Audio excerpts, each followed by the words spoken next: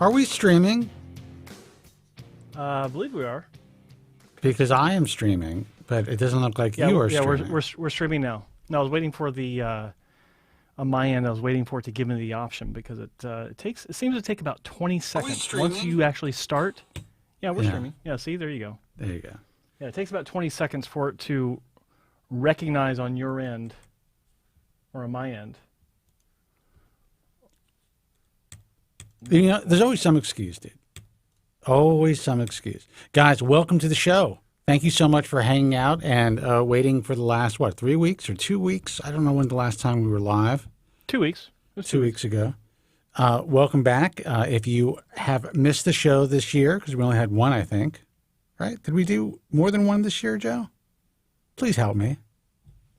We did. That's a tall order. So 2 weeks ago. Nope, this is our second show of the year.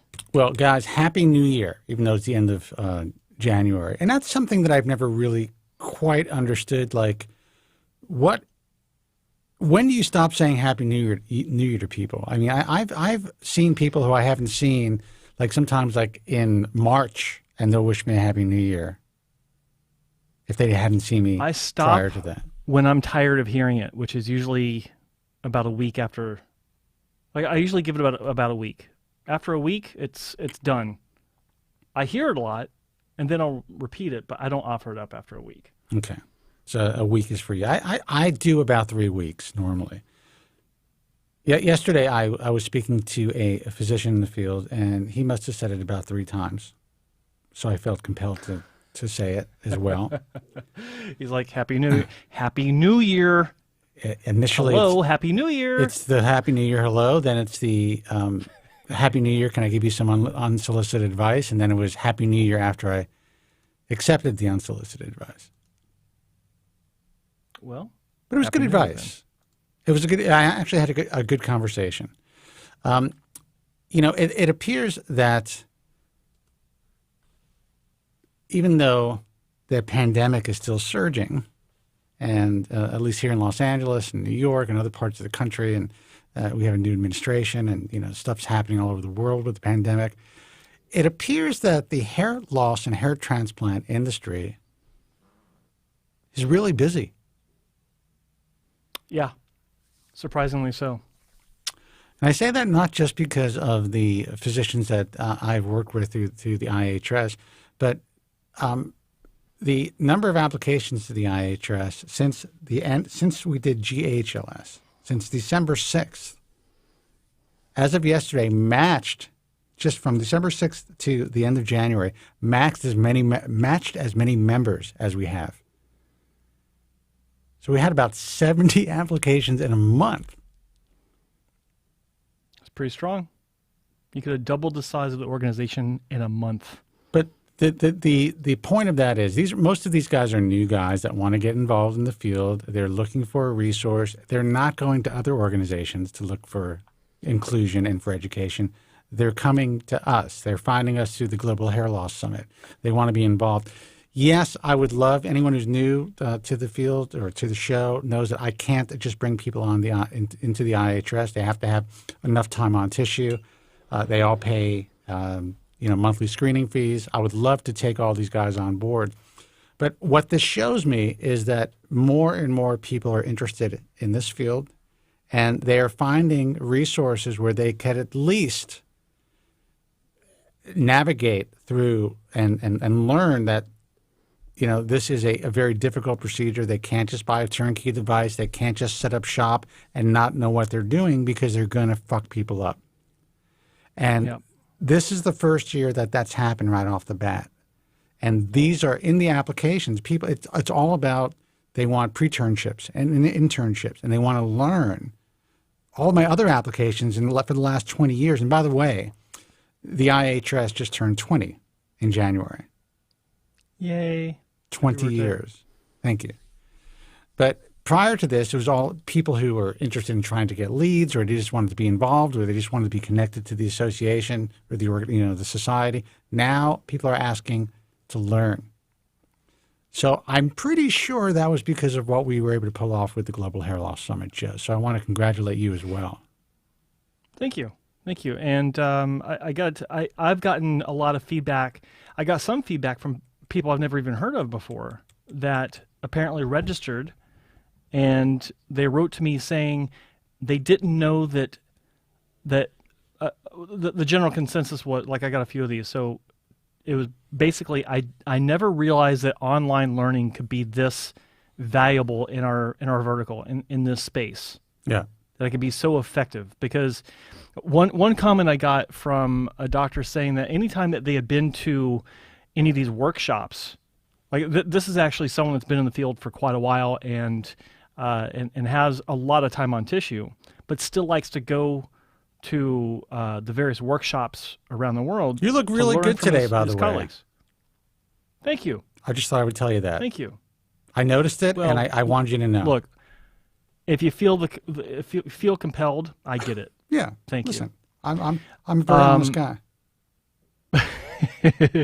But what I thought was really interesting was he said this was better than any live workshop I've ever been to, and the reason being is because I don't have to jump around and kind of elbow in between my colleagues just to see what the hell's going on. And when I can see what's going on, I got to move in less than 5 minutes to let someone else come look.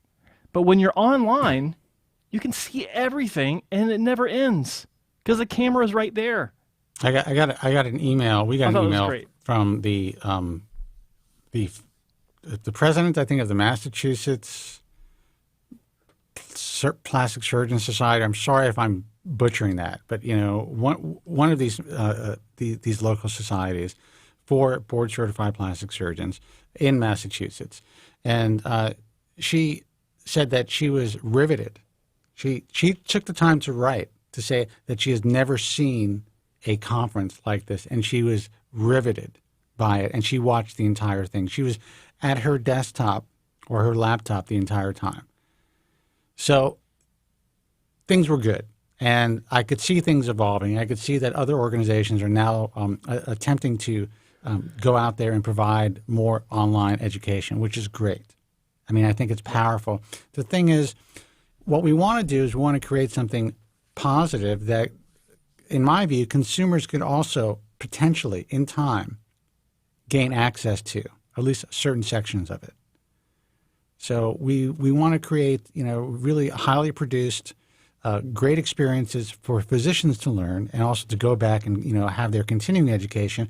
But we also want to have an area where consumers can come as well. And that's what we're building right now. It's going to take a couple of months before Phase 2 is completed, but it's exciting stuff. And I believe that 2021 will be the year where, because we have some other things in the work, where physicians are going to have a fighting chance to learn as well, but consumers are actually going to have more of a fighting chance than ever before to make good choices in this fucked up environment. Oh, you know what? I was just advised not to use the F word, and I screwed that up. In the first 10 minutes. Or suggested. Suggested. And you know what? Okay. I have to tell you that was, I thought it takes a lot for someone to make a suggestion like that, because you never know. People are crazy. People get very defensive about what they do in life and how they do it. And I'm not like that. I'm like, okay, I'll put that on the list, and I'll weigh it out with how other people feel. I communicate on the air. I take it all as constructive criticism. I look at it like this. I find it ironic that someone that might be fucking people up in the industry has a problem when someone says the word fuck. I don't know. I do too. But just to let you know, this is not the first time I've heard it from physicians in the industry, and in a way, I kind of understand it. I was watching or listening to actually Anthony Robbins today. To kind of get myself out of my bed this morning. Just kidding. Well, kind of. Not true. Well, kind of true. But I like to listen to motivational stuff when I get up in the morning, first thing in the morning. And then I like to train. That kind of gets my brain going. And this guy must have said the word shit 70 times, or bullshit, and threw a couple of F-bombs. And this is Anthony Robbins. So I think we have to kind of look at the audience and see, how they you have to play to your audience. Let's put it that way. You do, but I think it's also, I don't know, maybe hypocritical of me because or YouTube has the option for holding questionable language in the chat room. Should I just open that up? I don't know. Probably I got to say no. I got to tell you no on that one. How do you really feel about it? Yeah. All right, guys. The phone number is 888-659-3727. It is great to be here. Have not gotten a haircut in a while. Joe just was lucky enough to get a haircut, but I am honestly, because of the new strains that are being discovered here in Los Angeles, and people seem to be getting this virus more easily now. It seems to be more transmissible with this new strain. My barber is like 75 years old. His mask is yellow when I see him. It's like I can't do it. And honestly, I think he's closed at this point. So I think they locked him down. His mask is yellow. So I'm kind of just good. So the bozo sides are coming out. I'm just kind of pushing it under over my ears and like spraying it tight. But eventually, I'm just waiting for it to just go boing. I know, right? Yeah. Don't go on the balcony. Let a nice breeze just kind of. Oh, dude! If I came back to the studio after a breeze, this is like up to here, the comb over. It's ridiculous. Man. Yeah. I'm one of those guys they make memes out of. Anyway, phone number is 888-659-3727. Let's see who this is. Hey, you're on the air. Who's this? And where are you calling from? Where are you calling from? Hey, my name is Mike, and I'm calling from Michigan. Mike from Michigan. How Hello, are you, Mike. man? Excellent. How are you guys? Yeah, I'm not bad. Not bad at Good. all. Can't complain. So what's going on? Good. Well, I'm a newbie to you guys. I just found out about you guys a couple weeks ago. How'd you find From out a about friend. us? Oh, your friend. Okay. Buddy of good. mine, we were up north, and we got on the subject. He was like, dude, you got to check these guys out. Told me about finasteride. And How old are you? I'm 37. Okay. So are you just starting to deal with hair loss? Have you been dealing with it for a while, or are you just? Well, I noticed it around 6 or 7 years ago. Okay. And I'm just learning that means that probably about half my hair is gone by the time I started noticing it. Well, half of your hair is gone in the area that you noticed it, not necessarily all over your scalp. So if you just noticed that you were had a receding hairline, or if you were just having some thinning in the crown, yeah, about 50% of the hair that you had is probably no longer growing the way that it used to. Okay. Well, I have probably a pretty typical situation. I definitely first noticed, the forehead getting a little bigger. You could start to see through the forest a little bit in the mirror.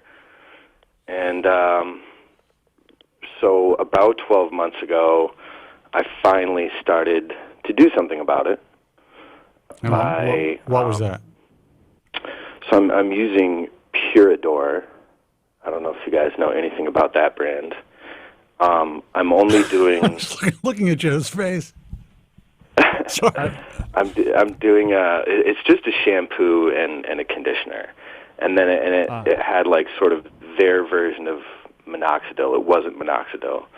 It's all like all natural. Right. Okay. So I, actually through watching, peppering through some of your old podcasts, I've learned, it seems to be like finasteride and minoxidil is sort of like what you should at least start with that.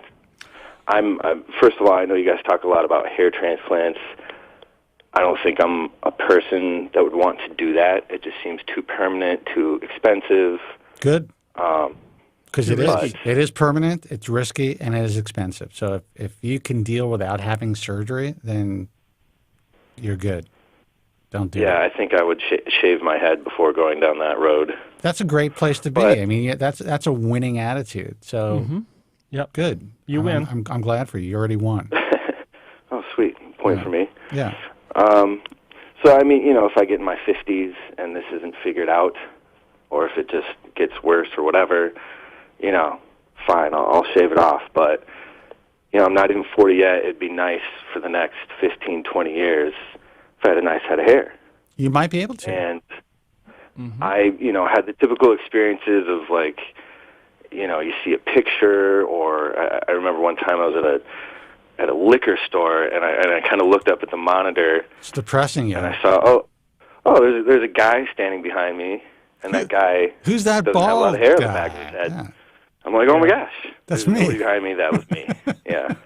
I don't mean to laugh, but that's such a typical thing. I have a buddy of mine who contacted me in a panic. I grew up with this kid. He's been on finasteride for over 20 years, on Proscar actually.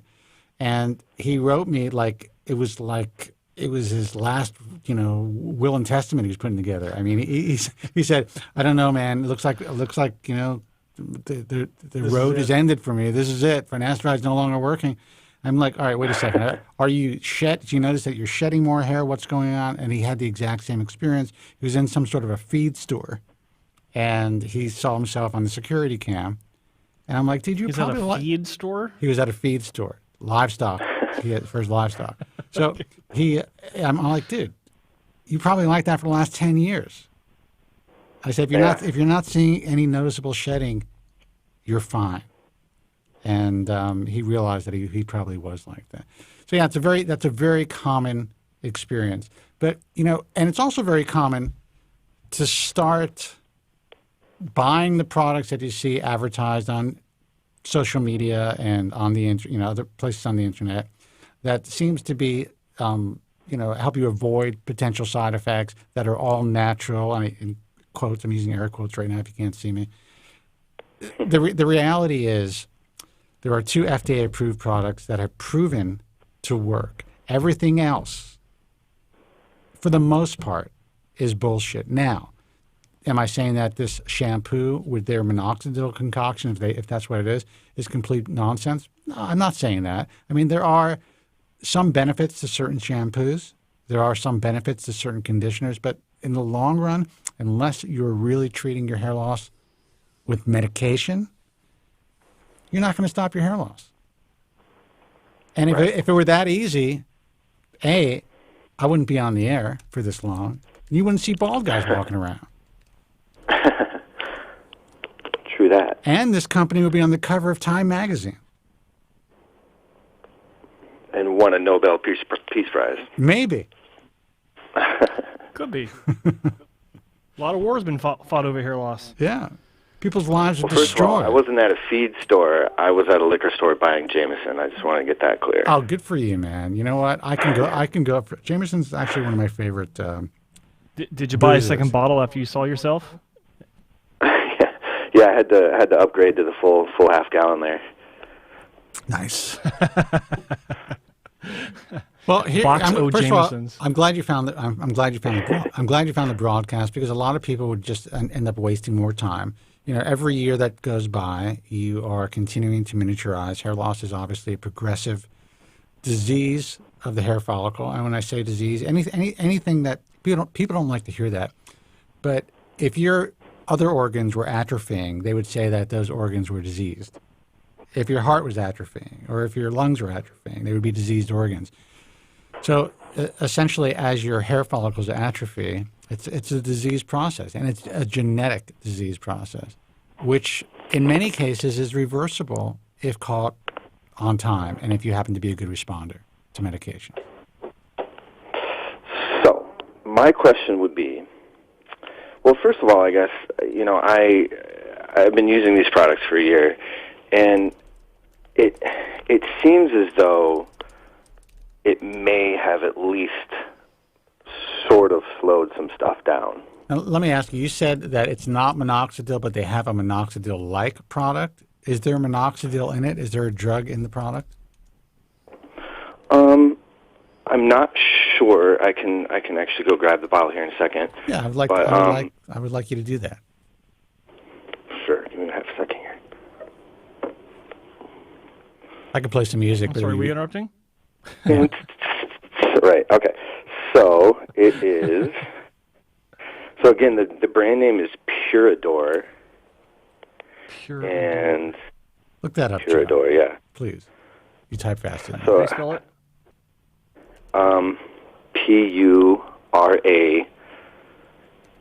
Pura D''OR. I assume it's French. Pure Adore. Oh, sorry. It's Pure d'Or. I don't There know. you go. I don't know. Oh, God. So it actually doesn't give like an ingredients list on this. Yeah. It's vegan and cruelty-free, which is good. Made with with renewable energy as well. There you go. Yeah, it says what it doesn't have in here. It doesn't say what it does have in here. Yeah. Advanced No therapy. Okay, parabens, here's advanced therapy shampoo. Powerful blend of 18, not just active ingredients, but key active ingredients to help improve the volume and thickness of your hair while reducing any mild scalp irritations and itching with added zinc pyrithione. Perfect for thinning hair and mild itching. Right. Detail. Well, isn't that what's in Head and Shoulders? Yeah. It is. Healthier hair to develop. Stimulating shampoo for thinning hair revitalizes new and stronger frizzy hair, more manageable, strengthen healthy hair development. This hair shampoo is free of sulfates, parabens, and silicones. Is cruelty-free, hypoallergenic, and made in a facility in Southern California where we only use renewable energy. Okay, here's ingredients. Active ingredients include biotin, argan oil, and our exclusive blend to promote healthier looking hair. Individual results will vary. That is the key. If you listen to the semantics. Now, 20 years ago, they would have said healthier hair. But now they have to say healthier looking hair because they can't make any hair growth claims. All right. So we get it. But is there a topical solution besides the shampoo there, Joe? No. I have the hair thinning therapy energizing scalp serum. The serum. I knew there was a fucking serum. Hold on. There's got to be there's always a serum, right? There's also professional grade therapy. Now, why would someone opt for the unprofessional grade or the non-professional grade? That's what I wanted to know. It's like they got the advanced therapy shampoo and then professional grade therapy system. All right, well, here's the deal. Whatever is in there, and Joe will eventually find out, if you feel that you've had positive results, I would not stop it because I am a believer that there are, miracles do happen. There are possibilities. Sometimes, people do well on certain shampoos, but they're not doing as well in others. Maybe their miracle serum has some benefit because if you feel, you know your own hair. If you think something's helping you, then great. Now, have you noticed a true cessation of hair loss, or is it just slowed things down a little bit and you're still progressing? It seems that it's at the very least slowed it down. I notice fewer hairs on my pillow in the morning. That's kind of kind of the biggest sign. And it seems like in the last 12 months or so I've been using it that the hair loss progression has slowed at least slightly. Okay. Well, here's the thing. If you decide to add medication, you are risking throwing yourself into what's called a telogen effluvium or an effluvium, which is a shed. Because in some cases, when anything starts to reactivate the hair growth cycle, it can kind of kick things into a simultaneous shed. It happens a lot with minoxidil. It happens sometimes with finasteride. And that is something that you would have to deal with. I would always advise people, and I'm not a physician, but just based on experience and doing this for 23 years and in my own experience, I always advise people to go for the meds first. But you're in a unique situation. A lot of people would say, oh, what you're using is snake oil. I can't say that because you're saying that you're getting some sort of result from it. and you know your own hair. Yep. So I don't know if you want to fuck with it at this point until you feel that you need to. Like if you think that you've stopped things just by using this product and you're in a better place, then I'd say don't screw with it and kind of wait and see. But your next step, if you think you need more help, would be to get on medication, see a doctor, and get on medication. Yeah, that's was definitely my question is, you know, what would my next step be? And if there was any, like, should I just simply go through a doctor, or do you guys have any faith in things like keeps or hymns or any, like, getting finasteride through them? Are there any issues with quality There could be. that you would get from one of those companies versus getting a prescription from a doctor? Yes, there could be. I mean, you have to understand that, Yeah. you know, these companies, including Bosley, just is starting their own subscription plan, which is brilliant. I'm glad they're jumping on board. At least they know hair. But, you know, the reality is these companies, you know, it's a double-edged sword. I think it's great that more young men now have the opportunity to save their hair using this medication because they don't equate finasteride with, the horrors that you hear about of Propecia online. So more people are taking the plunge, and they have a greater chance of stopping their hair loss. I think that's powerful. On the flip side, all of these companies are using generics.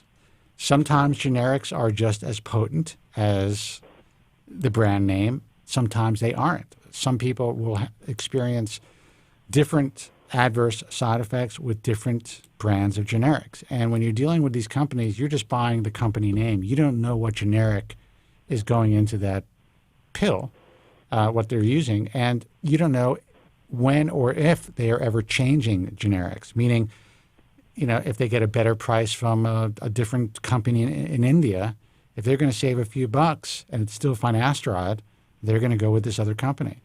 So there are times when people, and it happens all the time, even when you get a prescription, if you go to your drugstore, one day your pill is yellow, and then the next month your pill is blue, and you ask the pharmacist, what's up? They say, oh, we're just using a different company, but it's the same drug. And then it's possible to have adverse side effects. It's possible to go through an effluvium. These are things that are not talked about, but just based on all the experience that we have, it seems to be the case. So that's why I'm kind of a brand whore when it comes to most drugs, but definitely this product. But that's not to say that Keeps doesn't work, because there's plenty of people that are doing well on generic finasteride.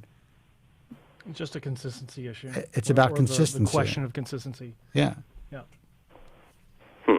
So is Propecia, is that like the main, like a brand name for finasteride? Yeah, Propecia It is... started like this. So originally there was Proscar, which was manufactured by Merck Pharmaceuticals, and it came out as a 5 milligram tablet to treat benign prostate hyperplasia. Patients were reporting regrowth, a lack of slowing down of hair loss, things like that, repackaged in a 1 milligram tablet, and that's how we get Propecia by the same company, Merck. And then around 2005, 2006, the patent was up and generics could come out, and so that's when everyone started calling it finasteride, because they can't call it Propecia since that's a brand name, or Proscar. That's the full history of it right there. Okay. So for my next step, because I don't feel like this shampoo is doing enough. I don't know, like, what are the chances of non-surgical, like, getting more hair back rather than just stopping it? Like, what could I possibly do to get more hairs on my head without having surgery?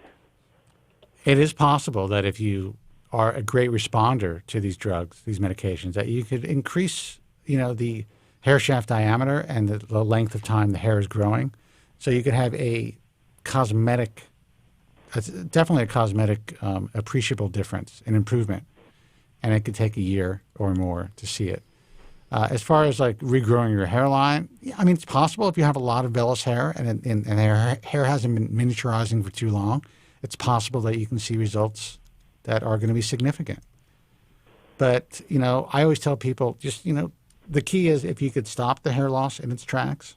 Look, I'm a guy. I'm 55 years old. Drug changed my life. I don't have a full head of hair, but I have enough hair to gimmick it up to look like a full head of hair.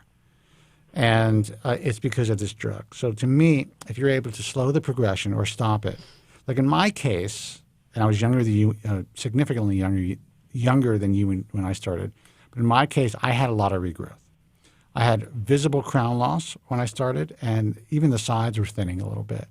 That reversed completely. So I had a tremendous response. Over the years, I've lost some ground. I have to paint my head more than I did, say, 10 years ago.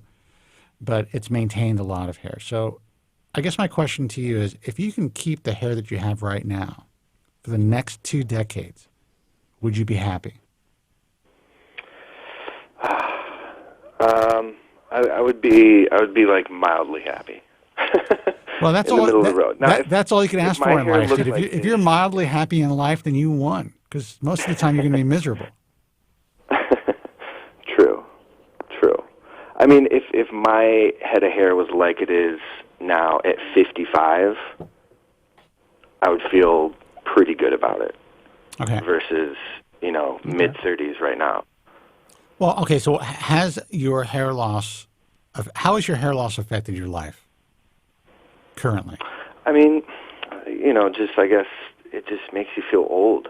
It just I feel like if I had a full head of hair, I would feel more vitality. You just look at yourself in the mirror and you're like, man, everything else is doing good, and then you look up there and you're like, oof, man, that just tacks on like 10 years, man.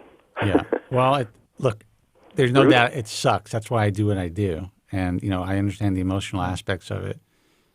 But you said something earlier that you are uninterested in having a hair transplant, and if your hair loss progressed, you would just shave your head. So did you ever think about just shaving your head now? Yeah, I've thought about it. I don't want to do that yet. I don't think it would look that good on me. I mean, I have a very, very full, long beard. Okay. So, I really don't mind the shaved head, big beard look. Yeah. I'm not sure if I'm just not sure if I'd look good with that. Well, I can tell you. I think I might shave it off and be like, what did I do? Yeah, that's what would happen to me, and that's why I'm holding on to every hair for dear life. And there are times when, I've been drunk in front of the mirror, and I'm like looking at those clippers, and I'm ready to rock. I'm just ready to go, and then I stop myself. Only a couple of times, Joe, but but I get it. I would say, listen, this is what you have to consider. There's a chance that medication can regrow some of your hair. There's a better chance that it's just going to keep you where you are, if it works for you. If that's good enough for now, then consider it. Our advice is always, and we're not doctors, I'm a name brand person when it comes to this drug, and most drugs, but this drug in particular. It's switched a lot, even if you get generic from your physician and you're under the guidance of a physician. If they just write, finasteride, even though it's cheaper, there's a chance that you're not going to have consistency. So if you're going to go that route, you just have to be prepared to not get more hair. I mean, if you could stay the way that you are and live that way for the next 10 years, then you win. And if you possibly, you can grow some hair back and you can be pleasantly surprised, but I wouldn't go in there expecting that. All right. As for like non-medication stuff, what do you guys think about? I think it's called derma rolling, or like the laser stuff. Is that just snake oil? Is that just silly? I'm going to let Joe answer this one. I used to I actually have a video about laser on this channel, and you can go into my hair transplant class playlist. Is it called class or education? I think hair transplant class. And it's one of my earlier videos where I go into detail about how these things work, and I confess that I was wrong because I used to call it snake oil. But there's a lot of evidence out there now that it does help some people. Like I've seen some cases where it was pretty impressive, where someone had diffused loss where they weren't bald, but they were really thin from the hairline back, where it's just this generalized thinning, and then they had a really noticeable improvement just from using some sort of laser cap type of deal. I like to tell people to at least consider it because it doesn't cut you. It doesn't harm you physically that we know of. And if it doesn't work for you, like if you don't see any results after 6 to 9 months, then sell it on eBay. You know, get rid of it. You're no worse for wear. And then, what was the other thing you mentioned? Not laser, but the derma rolling, is that what it's called? Yeah, derma rolling. Yeah. There's evidence that works too. In fact, it's based on neogenesis through wounding. So when your body is wounded, where the skin is broken, and sorry, 1 second, Spencer, do you hear an echo? No. Do you? Okay, Rob in the chat room is saying that I have an echo, and I can hear it in my earpiece. You hear it in your ear. Yeah. You hear it. I can't hear it if that helps you. Yeah, I You can't hear it either. Okay, all right. Well, anyway, so I'm going to turn off my mic. I'm going to rolling, listen to you. Hold on. Go ahead. yeah, there is evidence, and I've actually seen it myself on my own person, and it was a very unexpected observation because I was riding my bike. I bought this nice new bike, and real excited to get out there and turn to the next Lance Armstrong, and I laid it down hard, and I skinned the shit out of my knee. Like it was bad, and after it healed, it took a couple weeks for it to heal because there's a giant scab on it. That was 2 years ago.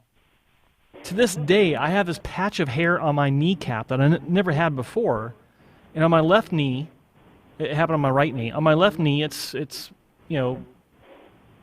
skin bald like it's always been, just like anyone's knee.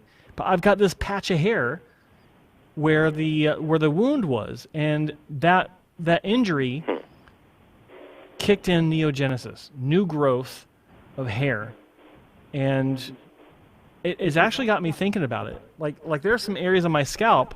I actually started an experiment on myself. I might start documenting this, where I'm going to start wounding with a derma roller that I have, a specific area to see if it starts to thicken up. And yeah, so there's something to it. Like there is definitely science behind using a derma roller, because I can't say most, but a lot of clinics that offer PRP, and they've done their research on, like, they know what they're doing, they'll give you a derma roller to take home because that activates the growth properties of having a PRP treatment. All right, guys, I am back. So, I was trying to. I hope that Joe answered your question. I was trying to hear your echo on YouTube with my mic off, meaning I thought that maybe there was an echo coming through my headset, but it's not. I hear this very slight echo when you speak. Okay. I don't know if it's coming through your headset into your mic. It's slight. It's not. It's not. I only got. I took off my right earbud because it's close to my microphone, just in case. It's only in my left earbud, and it can't be bleeding through. So anyway, Mr. Rolandes, Joe, you're late to the party. It's been done for ages already, but with very little. Like it's such a minor bit of evidence that I had to see to myself to get some sort. Like I've seen some guys on YouTube, Mr. Rolandes. I get it. But there are a lot of treatments out there where people say, oh, it's like, look at RU, what's it called? RU whatever? RU 453, whatever it's called.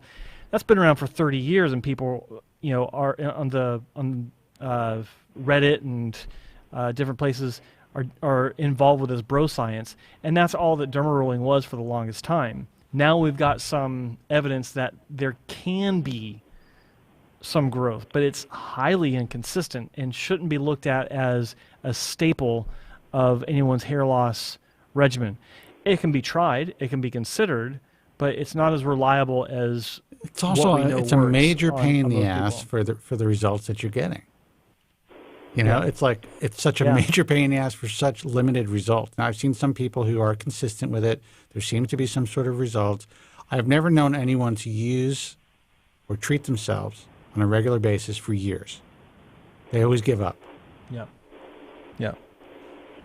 So look, man. Not to mention, like- like, what was a scarring? What was a scar tissue, or is there scar tissue that forms after years of You know, doing it? there's doesn't claims cause that issues. that doesn't go deep enough. Then there are some physicians saying that there's some sort of fibrosis that can occur over time. Yeah. So we really don't know. Look, here's the thing. If one more person asks me about a laser cap, I'm going to start selling them. I've been thinking about that a lot because it is the number of people that contact us through the American Hair Loss Association because of I would say cable news now, like all the cable news stations are promoting laser caps. It's insane. I do believe that there has been some evidence showing that it could be beneficial. I think in your case, it's unlikely that you're going to see much hair growth from it. It may do something similar to using finasteride. Here's the good news. Like Joe said, you could always just get rid of it, and you're also not putting any drugs in your body. So, if you have some extra cash laying around, it may be worth a try. And then if it doesn't work, you could always sell it to some other sucker. Some other person. So. Do you think I should start with, like, if I wanted to add a step, another method, do you think I should do it, like, one at a time rather than, like, if I want to do finasteride, minoxidil, One at a derma time. roller, One at a time. Dude. and a laser cap? Yeah, because then if it works, you're going to be stuck using minoxidil, finasteride, a laser and a laser cap and a derma roller for the rest of your life because you're going to be afraid to stop using something in your new regimen. You're not really going to know which one's really having the most Give it effect. 86 months. Exactly. The old school physicians, a lot of physicians today will say, here you go. This is what you need to do. You need to use my special minoxidil concoction and my special finasteride concoction and my special topical finasteride concoction and my, $4,000 laser cap. And people do that. Now, and some people are helped by that. I'm like, it's probably the finasteride, maybe the lasers that are helping. So this is what I would do, and then we're going to take another phone call. If you are interested in using finasteride, if it's something that you think you're not afraid of, that you've been considering for a while, that would be my first step. If you want to do something that has the least chance of adverse side effects, then you can go with a laser cap type of device. Okay. That would be the route that I would take. So a lot of people who are concerned about using finasteride would probably start with the laser cap, or they may start with like a topical finasteride concoction also, which is available now. How would you compare that to, like, the pill form? Does that work as well? There's some people are claiming that there are studies out there. I haven't seen any major studies.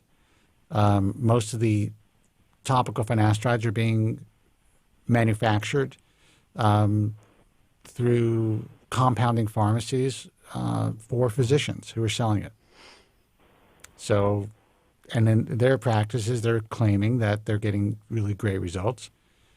But look, I'm old school. Of course they're going to claim that. I'm old school, man. I think if you have adverse side effects using oral finasteride, then you can move to topical. If you're scared shitless about taking oral finasteride, then start with topical and see what happens. I mean, if you do have adverse side effects from the finasteride, you can just stop taking it, and whatever effects you had are go away, right? That's what we believed, and that's what, clinically that's the case. But now there's something that's been out online for a long time called post-finasteride syndrome, where there are people who seem to have long-term adverse side effects after stopping the drug. We don't know how much of that is psychosomatic, and we don't know how much of that is, if there's any real causal effect, because it's never been proven. But, according to clinical data, you stop taking the drug, and any adverse side effects will subside. But there's no guarantees with anything. Look, you can take an aspirin and drop dead. It's true. People do. They have anaphylactic shock. They're done. So basically, take one step and give it at least 6 months. Minimum. And kind of see how it affects you and go from there? Yeah, minimum. Okay. And here's my advice as well. If you think that one day you might shave your head, while you're out in lockdown, not moving around much, maybe you should try it now. Think about it. Not bad advice. Yeah, I mean, if you're not going out trying to get laid, you can't go to bars. I mean, now is the time. Might be the right time to try out finasteride, too, I guess. Yeah. About as single as it gets right now. What's the worst that can happen? You don't like it, and guess what? Your hair grows back. Yeah. And no worse for wear, man. Look, I don't mean to depress you guys, but no matter what's being said through the media, this is not going away anytime soon. Life is not going to be the same for quite a while. So now's the time to experiment. Now the time to get weird. Now is the time to get weird, exactly. Funky. All right, man. Listen, thanks for the call. I hope we were able to help you. You helped a lot, man. I appreciate you guys so much. All right, Thank man. You. You got it. All right. Call back if you need anything else. Guys. Take care. Bye-bye. Thank you. 888-659-3727. Now, are people still complaining about your echo, Joe? No. There's only one person, and he said it's gone. So, not sure what's going on. No idea. You want to take a call? What's new here? Oh, just for those of you that have been asking me offline, or not offline, but off the show through emails and messages, there is another consultation coming out. This one's taking me a while because it's a special case, and I've been constantly interrupted with other things going on. But hair transplant consultations with Joe Tillman is going to resume in the next couple of days. So hang tight. It'll be out. You'll see the announcement. I hope to give about a 24-hour notice before it goes live. So, and also, thank you for all the support. Another announcement: I will never be actually speaking with or personally helping any patient again. I've done 23 years, and I would say there is always, I would say most of the guys that I've been able to counsel and speak with personally and help guide them, whether they've had unhappy results with their surgery or whatever. They understand that we're just trying to do our best to act as a liaison to give them some sort of recourse and advice on how to deal with their particular situation. And I've done this with IHRS members and even obviously non-IHRS physicians, whether it's Bosley or whatever. I have no problem contacting the company for a patient. Over the years, I've dealt with a lot of I would say, I guess people who kind of forget what my role is, and they become, let's say, less than grateful for the efforts that we put into really doing our best to try to help them. Yeah. I'm 23 years in, so that's off the table now. You guys want some help? You call the program, and we will do whatever we can. I will do whatever we can. Business of calm. Yeah, I am out of the stress business, yo. That's it. Yo. Oh, God, you're killing me. 888-659-3727. Let's see who this is. Hey, you're on the air. Who's this, and where are you calling from? Hello. 401 area code. You're on the air. I can hear you in the background, dude. We'll give you one more second. You've been holding on for like 10 minutes. Hey guys, can you hear me? Yes. Who's this? Hey, Where are you there he calling is. from? Sorry about that. I was watching the YouTube and I was also had you on the phone, so I was getting confused by the delay. My fault. Okay. I get it. Not a problem. What's your name? Where are you calling Joe's from? confused all the time by the delay. Yeah, this is Rob. I'm calling from Rhode Island. Hey, Rob. Hello, Rob. Hey. How are you? Yeah, good. I'm like the last caller. I'm new to your program, but I've dived in quite deep, and I really appreciate what you guys are doing and putting out the truth and being transparent about something that hasn't always been transparent. Well, I appreciate you saying that. Thank you. That's well said. Yeah, no, I It really hasn't been do. transparent. It's not it's getting worse, actually. Yeah. Sadly. Yeah. I mean, I've, like a lot of other people, I've, scrolled through Instagram and I've seen the advertisements and how, skilled some of these clinics are getting at selling their services. And obviously it's not represented truthfully. So it's really good to hear the flip side of it. I have a question. If you had a resource where you were able to kind of find out after you scrolled and checked out different clinics through social media, and you were able to find out whether or not they were providing you with, let's just say, the correct information, would that be a resource you'd be interested in? No, not at all. No, what I'm saying is, would you, if you, not at all. Okay, we'll cross that off the list, Joe. Maybe I misunderstood your question. Yeah. No, essentially, if you were able to tell who was telling the truth and who wasn't, if there was like a magic wand, an ability for you to tell while you were scrolling what was true and what was false, would you be interested in something like that? Of course. Okay. Well, the reality is there's so much misinformation out there that I think in time it's going to be easier to tell. And we're not going to tip our hands here, but it's going to be easier to tell what's true and what's false out there everywhere online. And, when I hear you guys, got a guy like yourself saying that you've scrolled through the internet and you've seen all the bullshit and you recognize that it's bullshit, that's great. But sadly, it takes a lot of people a lot more time than you to recognize that it's bullshit. And a lot of times they end up having a bad surgery and they're disfigured for life. Right. They don't realize until they already had the bad surgery. And they see that it was BS with their own results. Right. Yeah, no, 100%. And I'm glad that you guys are, clearly gaining popularity, and it's a great thing. It's a great thing.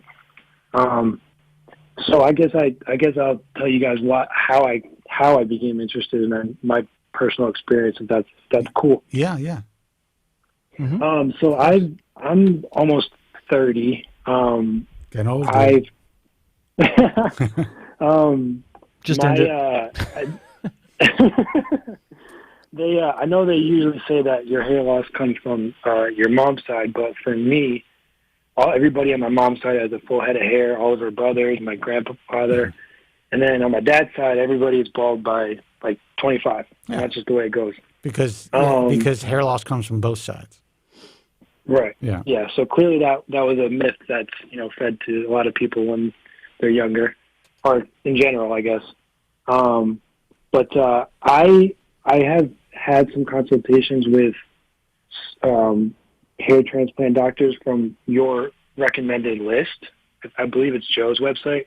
I don't want to misquote, but they're. Yeah, we don't. I don't recommend anybody. We just accept people into our society. Gotcha. Joe, on the other hand, well, I'm just kidding. I guarantee everything. Business. Yeah, I'm out of the I'm out of the stress business, Joe. So yeah, no, I got you. I'm not. I'll do my best to keep you out of this one. But I basically, the feedback I've gotten was basically I don't have sufficient donor area. Yeah, you're breaking up a little bit. And, you're breaking up a little bit. Can you hear me? Now we can. Sorry about that. So the feedback I've mostly gotten was that I don't have sufficient donor area to cover what I guess I would like to have accomplished. Yeah. So I don't think the risk is worth it, in my opinion, because I shave my head now and I think I feel pretty good about myself. You win. Hang up. Yeah. Why are you even calling? It's like, Yeah. what do you want from us? Yeah, go You ahead, know? man. Yeah. I listen. First of all, I'm congratulations. You're in a much better position than most guys.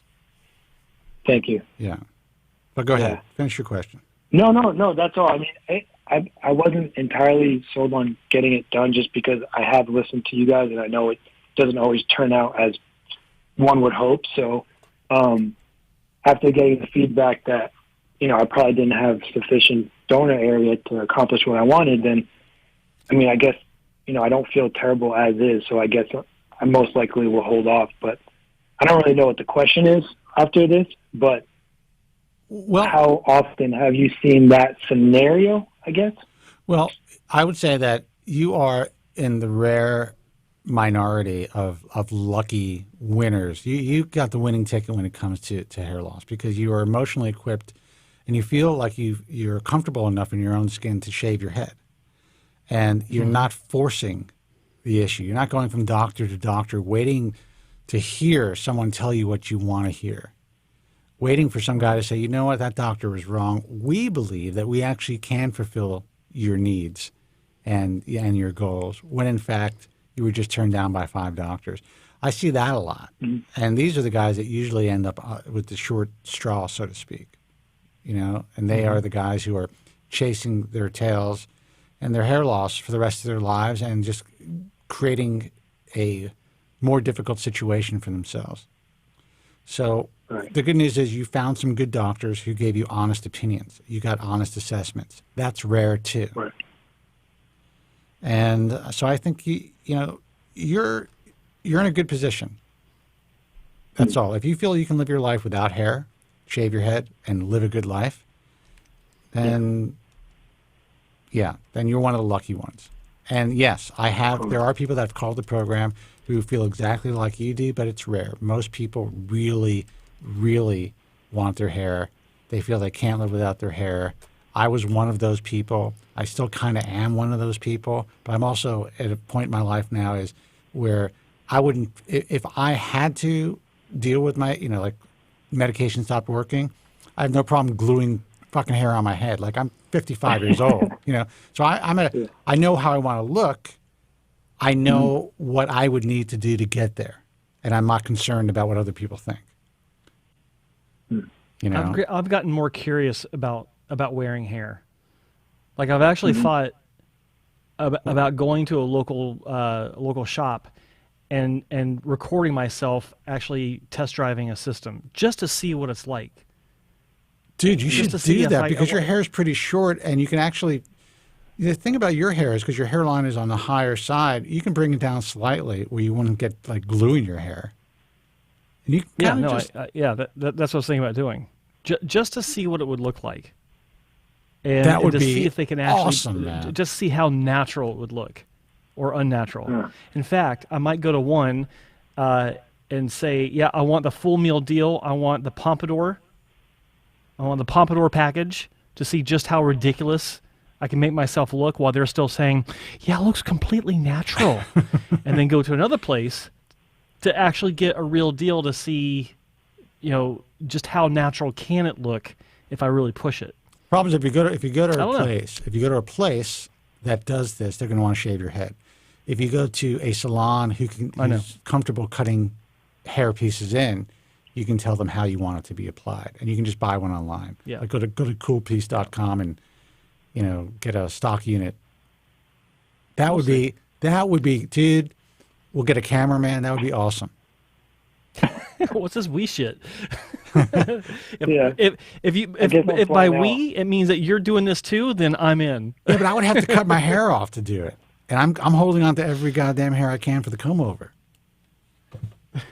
So, well, listen, dude, I hope, first of all, I appreciate the call. I'm glad that the show has been able to help you and that you were able to find the right physicians who gave you honest assessments, because you could have found somebody on Instagram or wherever, and they would have said, we can do 2,000 grafts on you or 3,000 or 4,000, and your life would have been changed for the worse forever. Right. So. Well, no, thank you. And for what it's worth, I think both of you guys look great. So, Well, thank you, man. yeah, Thank you. yeah, 100%. And I really do appreciate the work you guys are doing.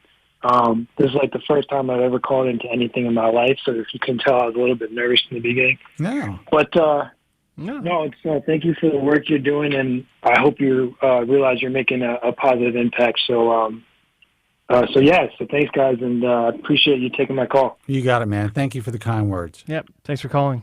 Take care. Boy. Fucking guys like that are like why I'm like, all right, I'll stick around. I'm just glad he didn't follow up his compliment with no homo. It's like most guys can't pay another guy a compliment on their looks without following up with no homo, man. That's just true. saying. No homo. God bless him. I'll take your calls in a second. This kind of brings me back to the phone call that I had yesterday, which was actually a very pleasant phone call. But I was provided with some insight and information from how some physicians in this field feel about me personally, and it's not nice. Really? And then I think about what we've done and what I've done over the last 23 years and what you and I have done together and separately. And I hear callers like this.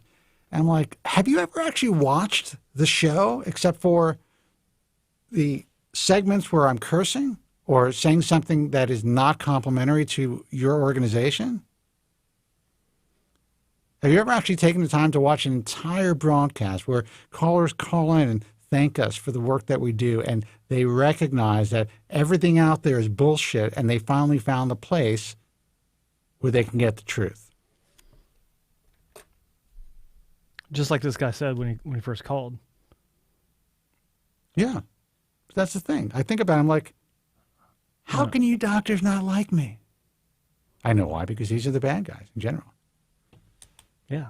And we're putting them out of business, yo. 888-659-3727. Let's see who this is. Hey, you're on the air. Who's this, and where are you calling from? It's Morty from Brooklyn. Morty, we're going to lose all of our listeners. How are you, man? How you doing, Morty? I'm doing good, man. I'm doing all right, man. I can't complain. I got some good news. I landed a New York gig, so really? So I'm done with Florida. Yeah. So, wow, I didn't even. Oh, that's right. You're working remotely in Florida. Yep. Mm-hmm. So I'm going to be back in New York making New York money, which is that was kind of an important thing. So you're like like a jazz dancer, right? What do you do? I'm a software quality assurance engineer is what I do. Software quality assurance engineer. Yep. I make sure that the programs don't break while you're using them. Wow. Yeah, He works for Microsoft. For them. Just kidding. Wow. I don't work for Microsoft. Actually, the job is with the company that did the software that validated all these vaccines that are floating around. So they're flush with money, and they decided to bring me on. Wow. Good for you. Good for you. Yeah, I'm pretty excited about it. Here's the dilemma. So the dilemma is that my boss is shaved bald. So like now I'm not sure if I should keep fighting the good fight to keep what little hair I have or to try to bring it back, or whether I should shave it also. So you are, how old are you now? 51. 51. And you've been fighting and fighting and fighting. You've basically been bald for many years, but fighting and growing some hair back. You just had a, several $1,000 procedure, and you're on all kinds of medication, and you meet your boss one day, and you say, he looks pretty good shaved. Yep. Well, I was going to say, is it because he looks good and you want to, like, it's making you rethink that, or you're one of those people that's like, well, if you mimic someone, you make them more agreeable, which is a psychological tactic. Well, I mean, this is also possible. Well, I mean, to be honest, I used to work for this company before, so I know this guy. And the thing of it is, and again, this is the problem with being, pale and Jewish. You look at this meme of Bernie Sanders going around, right? Where he's sitting in the chair with the mask on and the little mittens and everything. Yeah. And it's like you're pale and you're Jewish, and you bald, you just look nebbishy. But like if you're Dominican, which this guy is, he carries it off. Of He's course. got that nice tone. Look, you can get like, some sun. You could sun damage your skin like I have over the years living in California, and you're not pale and Jewish. You are kind of like freckled and Jewish. Yeah, right. But to your point about the procedure, the good news about it is that for the first few weeks I was getting some really bad dandruff, like just bad dandruff shedding. That has stopped. Good. But I don't really see that much in terms of new growth, so it was probably a bust. I'm beginning to think, but I think that's okay. How long has it been? There was This was just after Thanksgiving, just before Thanksgiving. Now, just for our listeners' sake, explain what you had done. Okay, so what I had done was, and what the hell? I'll mention the doctor. First of all, the doctor is Dr. John Cole, who is an IHRS member, founding member, a member of the Hair Loss Summit, and a brilliant, pioneering doctor in hair loss medicine. The procedure that I had is his signature cocktail, which included a bunch of different injectables.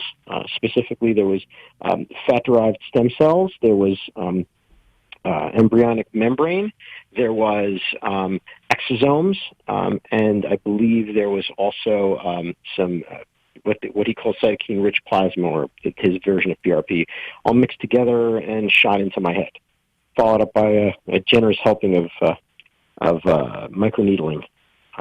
So that was what I had done. All right. Now, sounds like a big pain in the ass to me. Oh, it certainly. Well, it was more like a pain in the abdomen. But we can talk about the specifics about where the pain was.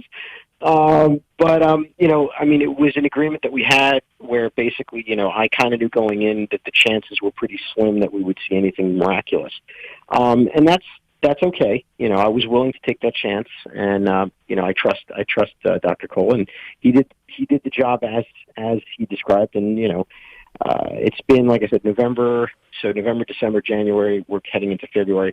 I mean, it's potentially still early days. We may still see something, but I'm not holding out a tremendous amount of hope on this. I have also been doing microneedling on a weekly basis as per the doctor's recommendation, and that's been interesting to say the least.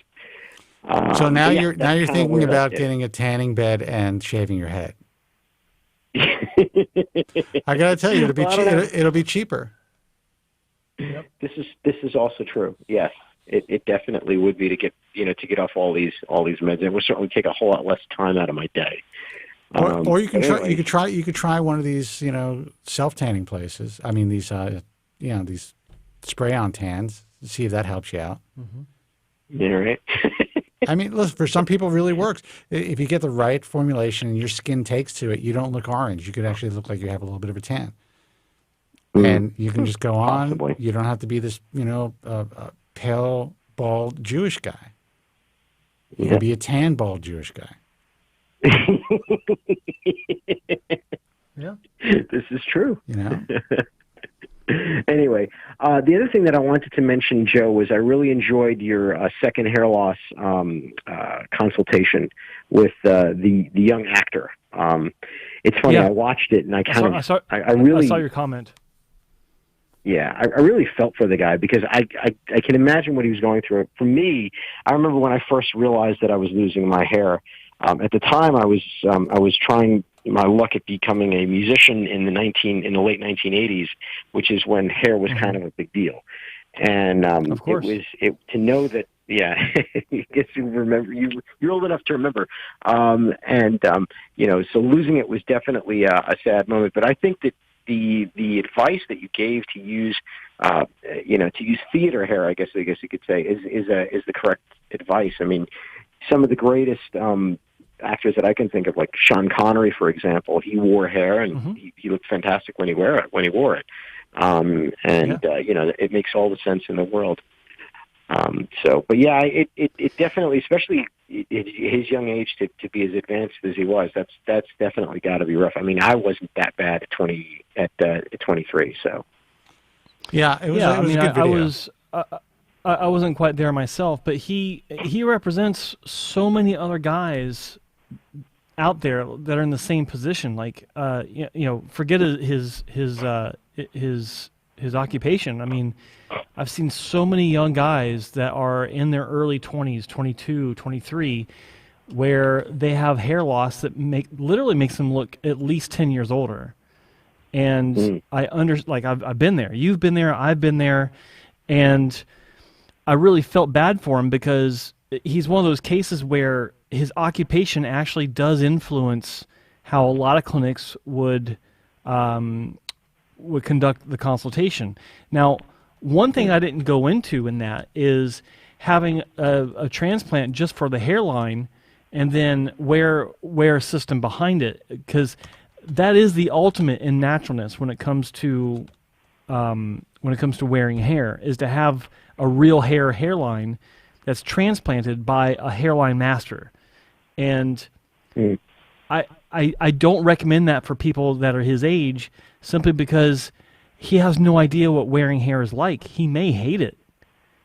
And so what I learned long ago is that if that option is presented or even requested by the patient, they have to have been wearing hair for at least 10 years, in my opinion, before that should be something that they would be legitimately able to be, the clinic should legitimately offer. I think 10 years is a little bit, I'm pretty sure they could figure it out in 2, if they're comfortable wearing hair. I'm not comfortable with that, because I just don't like the idea of someone 5 years later going, what the fuck did I do? Especially if they're younger. Yeah, because it's full commit. But the thing of it is, I mean, with these, if you get these really good systems, the fronts look really. I mean, yeah, I was going to say that. I think that I think it's an old school thought that the best way to wear a hair system is to transplant the front, because that's what you used to have to do because the fronts were so harsh. Yeah, no, I understand that, but there's also the I don't know. I personally think that in the right hands, it's better transplanted. But still, I mean, there are good systems out there. I think me and where Morty it are does against you on that one. I'm sorry? I think it's me and Morty against you on this one. Yeah, the thing of it is, if you're an actor, you may have to take a role where you've got a shaved head, and if you're shaving, those. Well, yeah, in his case, Yeah, in his case, I'd never recommend that because of that exact issue, which is also why I said, wearing hair is probably the best thing for him to begin with. But I actually dealt with a patient probably 4 years ago. He contacted me. He was hell-bent on doing exactly that, getting a transplant for the front and then wearing hair behind it. And he was the same age as this kid. And I was telling him, bad idea. Bad idea. But he had been wearing hair since he was 19. And he wrote back, he was pissed off, depressed, and suicidal because he did go through that. He did have a transplant for his hairline and temple points, and it didn't turn out that good as far as the result. And then the system behind it just, I mean, yeah, it was a disaster. And so I always think of him when those kinds of cases come my way, and I try to discourage as much as possible. Well, the building up the temporal points to wear hair is, well, it makes sense, and you think like, okay, this is what you want to do, so you don't have that, just kind of hair cap look. The temporal points, as easy as it may seem, to match or to make look good, that's hard, man. And if you're committed to that, and you're just taking that hair to build up your temporal points, you're committed to wearing hair. I've seen it look very odd, where they would have been better off just cutting in a much higher hairline on the system that will match their temporal points or peaks, even if they were flush to their sideburn.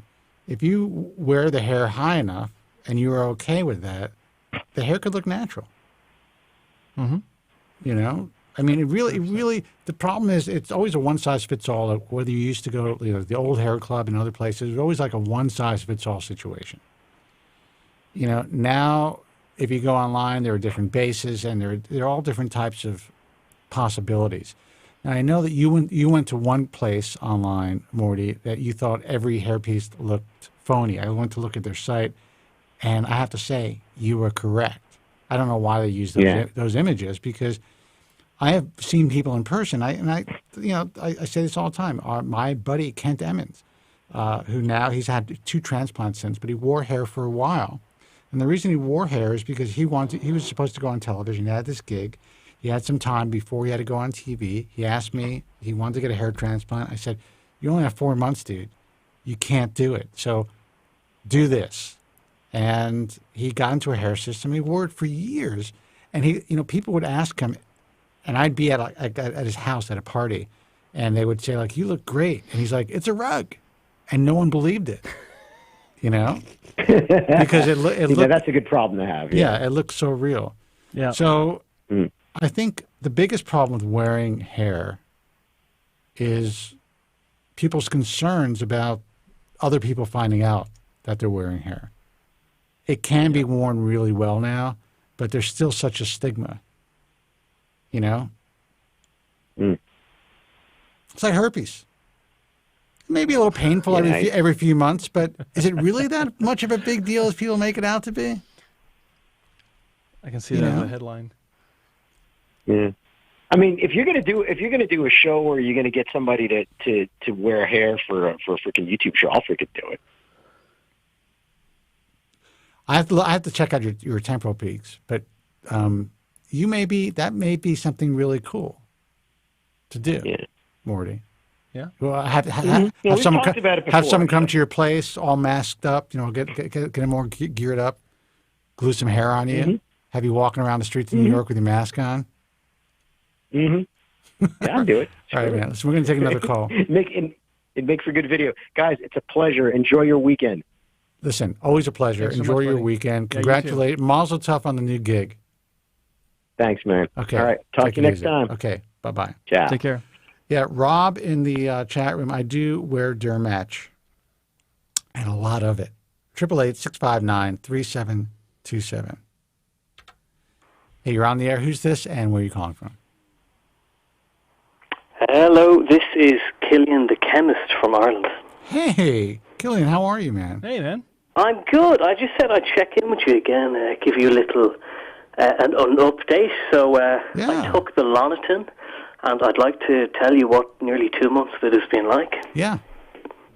Okay. Just for people who don't know what Lonitin is the oral form of minoxidil. It is the generic oral minoxidil. DOG. Yeah. Go ahead. Yeah, so I'm on the 2.5 meg, and I've been taking it daily now. It absolutely works, but it is not without side effects. All right. Let's talk about the side effects. So side effects lasted for about 6 weeks. Now, it starts off as you do feel I felt heart palpitations pretty much daily. Now, it would only be a couple of seconds, but it could happen spontaneously maybe 4 or 5 times throughout the day. It's kind of ba-bum, ba-bum, ba-bum, ba-bum in your chest. Now, I can see people panicking about that and then just stopping, and obviously they don't get the benefit from it, but it's been temporary. And for the last 2 weeks, it's been perfectly normal. But it's interesting that there's been a lot of other benefits from it to other areas. For example, eyelashes are growing quicker. Really? My actual eyebrows have thickened up and slightly darkened, which is interesting. I could use that. Now, Okay. yeah, I can use that too. I tell you, it's almost, in terms of an anti-ager, dare I say it, I can see the benefit. But I'll relay an interesting conversation I had with an elderly physician at a clinic here in Ireland. And he told me that they're all on Lonitin in the clinic for health reasons, to help lower blood pressure, because in the West we're predisposed to it. He said, he assured me it's not for reasons of vanity. That's just an additional benefit. So I thought that was interesting. Did everyone in the office have hairy knuckles as well? Do you know what? They all had all right heads of hair, but nothing, no excess body hair that I could see anyway. Well, you know what's interesting, man? We had the Global Hair Loss Summit about a month and a half ago, and there was a great talk presented by a Spanish physician. What's his name? Do you remember? Something yeah, I'm not going to try. Well, anyway, he was discussing different drugs that he's using in the clinic, and one was oral minoxidil, Lonitin. And because of that talk, I would say, I can't tell you how many people decided to offer it in their practice, but I know of 2 physicians who have been around for a long time who are now offering it to patients in their practice, along with Propecia. Yeah. So, and this well, wasn't this was doing not here now, and they only introduced this from Rodney Sinclair's studies. It's really, I think they started prescribing Lonitin plus the finasteride about a year ago, but they said they've been having tremendous success with it. Yeah, I'm hearing more and more, and I would say that if I felt that there was a while a few months ago I felt I was kind of losing ground, and I upped my dosage of finasteride. I feel much better now. Things seem to, knock on wood, seem to have slowed down again. But if I wanted to add something, it's very possible I would talk to my doctor about adding Lonitin.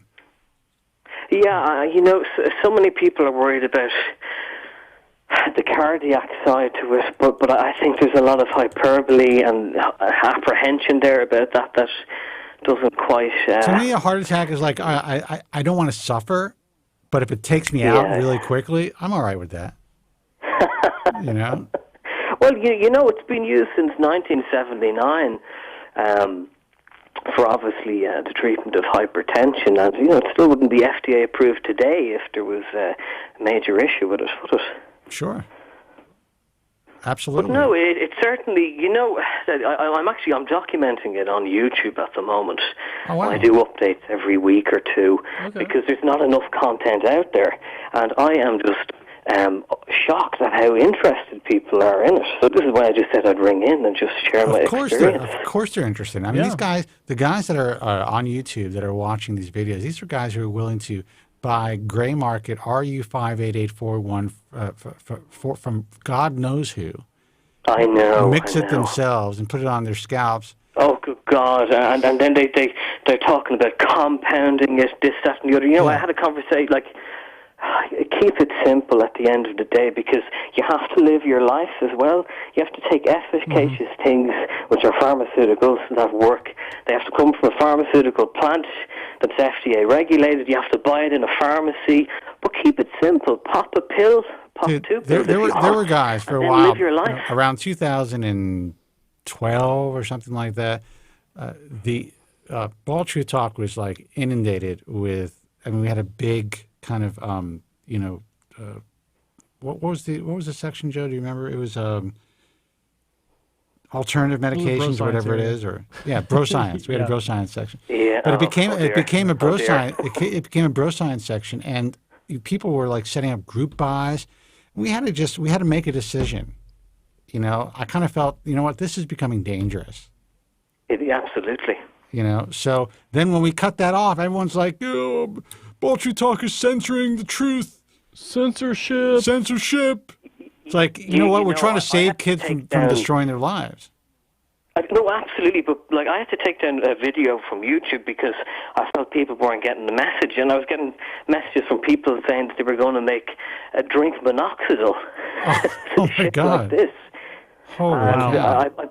I was talking about, I did a couple of videos of brand versus generic, and then one about quartering the 5 meg, and I had to take that one down as well because people were misinterpreting what you're saying. I've just realized it is a rampantly dangerous community. Oh, it is. Welcome to our world. Yeah, it is. It's funny. People are starting to recognize how dangerous the online world is through what's happening, politically now. But we've been in this crazy world for a long time. We know Yep. what it's like. We were involved in social media before there was social media. So there was the message forums and the alt.bald spots and, the message forums, and just seeing the desperateness of these guys and the craziness and the anger. And, there's obviously a lot of normal, healthy guys who just want to stop their hair loss and do something for themselves. And they can kind of decipher what's going on. But there's a lot of guys who deal with this who may not be as emotionally stable as they should be to move forward with taking any type of medication or having surgery. And, Absolutely. And there's a lot of problems, man. It's a big responsibility. And that's why I'm not a fan of the message forum world. And that's why we moderate things so tightly. You become a counselor almost. Yes. Rather than sharing your experiences. And that's not your job at the end of the day. And the thing is, you can counsel people to a certain extent, but sometimes there are people out there who, if they don't hear what they want to hear, they become angry. And that's where the problems you start to see them surface. Listen, I wouldn't be doing what I'm doing if I wasn't so desperate at a time in my life to stop my hair loss and to find the truth. And I did. And then unfortunately, as I got involved in the industry, I realized how ugly this space is on both ends. Behind the scenes in the medical side of things, the physicians that are involved in this industry, and also the consumers and what happens in the online world. It's dangerous, man. It's dangerous. Oh, absolutely. Good times. But with regards to the Loniton, there's a couple of things I'd just like to mention for people. For example, I'll just list it out. The first week headaches, just a few, but they dissipate. Heart palpitations went on to week 6. Nothing for the last 2 months. Perfectly fine. Now here's the interesting one. About week 3 or 4, for 2 weeks, I had edema in both lower legs. It was very small swelling, but nonetheless kind of palatable. You wouldn't notice it. If you saw it visually, but you could feel it. So obviously there's a lot of fluid retention that can happen because at the end of the day, the nature of the drug, it makes sense. But it's been temporary, which is, from my experience, I just want to say, I got some hair shed, very, very minor, for about week 6, which told me that it was starting to work in the scalp and induce a change in the hair cycle and hopefully go into a prolonged anagen phase. But I'm not going to see benefits really on my scalp at the front because my hair is long now until I get a haircut. But on the donor, this is interesting. I've definitely, because I'm doing about a 2 on the donor, I'm keeping it very short, I can feel a thickening up of it. It's just a little bit more of a kind of, when I rub it, there's more resistance. So I think that's interesting. Yeah. It could be, I don't think it's a coincidence. Now, how old are you now? The nature of the drug. You're still in your 20s, right? 27. 27, yeah. 27. I mean, you have, and people who are listening may not have seen your hair, but it's unbelievable. I mean, thank you very much. You have a great head of hair. So, but at the end of the day, let me say, folks, that is because of not just a lucky straw with genetics, but because of intervention. At 21, finasteride for the last 6 years, combined with 2 transplants. Believe me, it's not what I actually have, but I really appreciate that. Well, but it is what you actually have. If it's on your head and if you're able to wear it the way that you're wearing it, it's what you actually have now. Interesting take on it. Yeah, I mean, you intervene, but it's kind of like, if I didn't, work out, I'd be a slob at this stage in my life. Perfect analogy. Yeah. Perfect, yeah. I'd be like most of the guys in this field. Anyway, that's a terrible thing to say. All right, listen, dude, we're going to take another call, but this is, it's always great to hear from you. It's always great to hear about, you being basically a pharmacist, right? You're a chemist. Yeah. So as a chemist, do you work in a laboratory or do you work in a pharmacy? I do. I work in the pharmaceutical sector. Okay. So, it's... So testing drugs before market release for quality control. And so just so people who have been listening, when we were talking about, we had another caller who was asking about generics versus brand name. You agree with us, right? I do, and I'll say I did a 10-minute video discussing this. Now I'm very diplomatic on YouTube because I have to protect myself, but I can be a little bit more forward here in the radio. Yeah. You see, a generic compared to the brand is the original formulation. Now, when it goes off patent and it becomes a generic, the FDA allows for a 20% chemical variation in the active ingredient. In reality, no generic has that. The average is actually 4%. But by definition, your active ingredient in a generic is chemically different, even if it's by 4%. So you can suddenly develop side effects if you weren't having them on the brand. And vice versa. For example, I take a generic finasteride because that's what I was prescribed at 21. It works great. Yeah. Now, there's no side effects, so it doesn't make sense for me suddenly now to switch to brand, because if it ain't broke, don't fix it. That's right. That's right. The only issue could be if you were put on a different generic. Yeah, that's what I was going to say, is the consistency from one to the next. Exactly. They're allowed to change many things. They can change the excipient, the formulation to a degree, and these things affect efficacy. You know, they're meant to be bioequivalent at the end of the day, but they are, to a degree, different chemically. Well, listen, that's great information. I appreciate that. I always find it fascinating when I explain that, and my experiences are based on the anecdotal experiences of others who have contacted us over the years. And I explain this to physicians, and they're saying it's all the same. You're incorrect about that. And it's not. No, it can't be. Like, chemically on paper, it's not. And then here's another thing. You go to a different pharmaceutical plant, right? They have different manufacturing processes. They use, potentially where they are, they could use a higher grade of machinery to process the raw materials. Better machinery, in theory, should give you a better product. Where is it being manufactured? If it's being manufactured somewhere in the third world, these are important things, and people don't want to hear it, but what is the product recall rate of that facility? Because quality control varies from facility to facility. This is a brilliant call. This is very empowering, I think, for people who are willing to listen. Often generics get the API as a block that they must then process. It's full of impurities. It often takes longer to purify it compared to the people who get the brand, which often can come as a powdered API. These are all, there's so many variables that people don't know. It's fascinating. It really is. I love hearing. Maybe at some point we can do something together, put some sort of video out specifically. Maybe if Joe, you're interested, because I think this is really important information. I'd love to. I'd absolutely love to offer whatever insight I can give to just allow a broader understanding of these things. Because how are people meant to know unless they work in the sector, eh? Yeah, exactly. Yeah, 100%.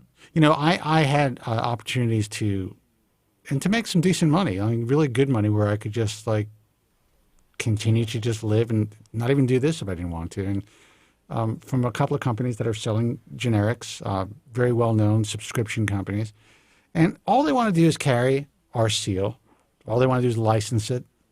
And my only question was, would you be able to provide me with the information of how the drug is processed, and if, in fact, the drug is going to be switched at any time, if you're going to replace it with another generic, just so that we have record of that.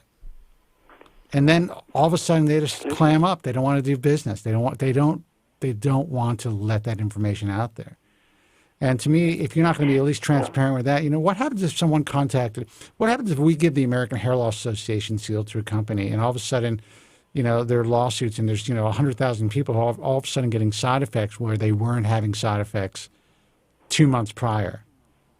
Unless we have the information, the details, then I would feel responsible for that as well, even though we would have no liability. But I just want consumers to know that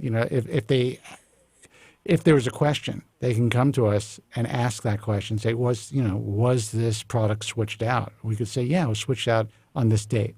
Maybe that's why you're having side effects. So I think this is a really interesting subject. And I think, fascinating. Sadly, so many people, I believe, would have consistently good results if they were taking a consistent brand or a consistent generic. And I think there would be fewer incidents of reported side effects if they were taking higher quality generics and brand names. For So sure. let me ask you: to maintain consistency with your generic, are you looking for the same manufacturer every time you get your prescription refilled? Yes, exactly. That's exactly it. The manufacturer is actually based in Ireland, and they have pretty much the original formulation that activists would have had. They're based in Cork. Now, I've been on this this generic, the exact same one since 21. I'm very careful to always request it. Even if I'm offered Proscar at the pharmacy, I won't take it. Yeah. Sure. Now, it's important to say, if I was if I was doing it again and I was 21, I'd say, well, you know what, Killian, take that Proscar. Sure. Sure. And start off with it that way, because when another doctor I had a conversation with in Ireland who's been prescribing for about 10 years, and he told me that he noticed a huge difference when he prescribed Proscar compared to some of the other generics, as in the Proscar people responded far better. So that's interesting. Well, I am a believer in that, and I think this is vital information. And I believe, unfortunately, that pharmacists here in the U.S. and physicians are doing, unwittingly doing patients a real disservice. You know, by not providing Thanks them with to the FDA. Hold on, what does that sound? All right, Killian, listen, we're gonna. Do you hear it? Yeah, no, I can hear it. That's really weird. I think it went quiet there for a few seconds. Yeah. All right, Killian, listen, man. Thank you so much for the call. It's always great hearing from you. And the fact Great that stuff. Sure, we'll talk again soon. what time is it now? You're in Dublin, you said? I just finished my shift there about an hour ago, and it's at midnight. Wow. Okay, man. Well, listen, I love the fact that you call in, and yeah, we'll talk more. Coolaboola. All right. Okay. Take care. Speak soon. Okay. See you now. Bye-bye. Thanks, Killian. Want to take one more call? Yeah, but there's a guy in the chat, TBL, saying that line isn't working and he needs to get in. Not sure why. All right. There's an open line right now. Call in. Let's see who this is. Hey, you're on the air. Who's this and where are you calling from? Hi, I'm on the air. You are. Yes, you are. Wow, I got through. Brilliant. This is Jack from London. Jack from London. How are you, man? Hello, Jack. Brilliant. No, you know what? The way Morty gets on every week, it does make it look quite easy. I didn't realize I'd actually have to queue. It's quite hard to get on it. Yeah. Morty sits there. He's waiting for that thing to light up. Go ahead. Are you TBL in the chat room? No, I'm just Jack in the chat room. I just messaged I couldn't get on a while ago, but I did eventually get on. I'm just Jack. Okay. No worries. No worries. So what's up, Jack? What can we help you with? Well, so first off, I'd like to thank you both for your professional medical advice. I really need doctors like you guys. I like this guy. Thank you, Jack. I'm just busting your balls, as you guys would say. I know you're not doctors, and obviously this by no means medical advice. I appreciate that. I just find it funny over the years how hot under the collar you guys get when people call and actually imply you're giving medical advice. I couldn't help myself. Unfortunately, we have to in this space, man. But, no, I totally get it. I totally get it. You never know. Yeah. So what's up, man? Well, you know what? So I felt the urge to call today because there was a few questions that I couldn't really get a definitive answer online. But you know what? Firstly, I just want to disclose I've literally grown up on this show. You know, you literally wouldn't know the impact it's had on my life, and it's only taken me 10 years to call in. Wow. So big thank you. If you say you're 47, I'm hanging up and shooting myself. No, I started listening to this show when I was 19 years old, and I'm now 29. Holy cow. And does that make you guys feel old? No, it just makes me feel like I need to stop doing this. I've been doing this for way too long. No, but no, seriously, like, I know over the years you've thought about, like, throwing in a towel, Spencer, and, but your presence and your resources have provided me and thousands of others with, like, the crucial insights we needed, which is literally it's changed the trajectory of our lives. Like, no doubt. When I was 20 years old, I would have been one of those guys who saw an Instagram ad and decided to get a hair transplant based on the assumption that it was a win-win, no-risk procedure. And it's literally, it's only, and I literally mean only, because of your resources that I learned that perhaps I'm not the best candidate, well, at least right now. And I would have given, I wouldn't have given any thought really to my hair characteristics, my scalp to hair tone, the progression of my my Norwood pattern. And I really would have messed myself up, I think. So I just wanted to say thank you. Well, you're welcome, and I wish, and and maybe at some point we'll send this clip to some of the powers that be who are just still so like upset that Spencer Kobren exists in this field. And I asked them, and I've asked some of these guys, like, hey, let me ask you a question. Would you rather, if your kid was losing their hair, would you rather them find me, or would you rather them find such and such organization?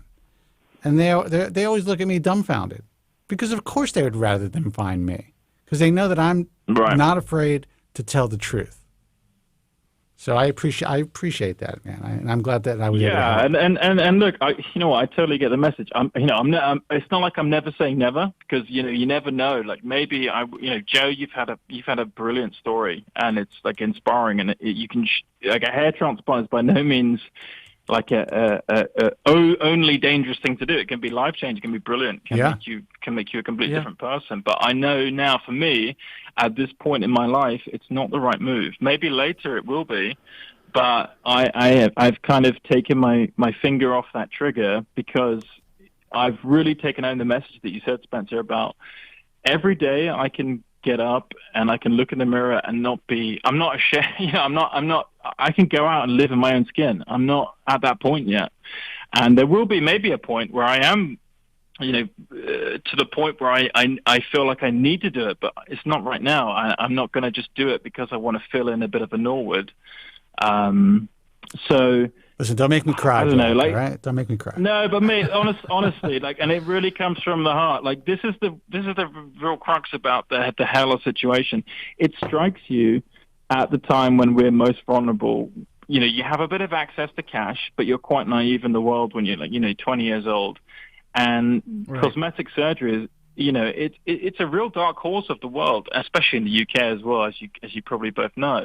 And you guys really helped me realize it for what it is. It's not necessarily bad, but as you say, when you cut, you cut. You got to really think about it. I'm going to be candid with you. The UK market was, for many years, the most dangerous market in this space, and it's still incredibly dangerous. It has evolved barely in the last decade and a half, I would say. Barely. I don't even think there's... I think it's devolved, personally. If there's 6 surgeons that I would say can provide state-of-the-art work, that's a lot. You know what? I'm a patriot. I love my country, but like hell would I get a hair transplant in this country. No way.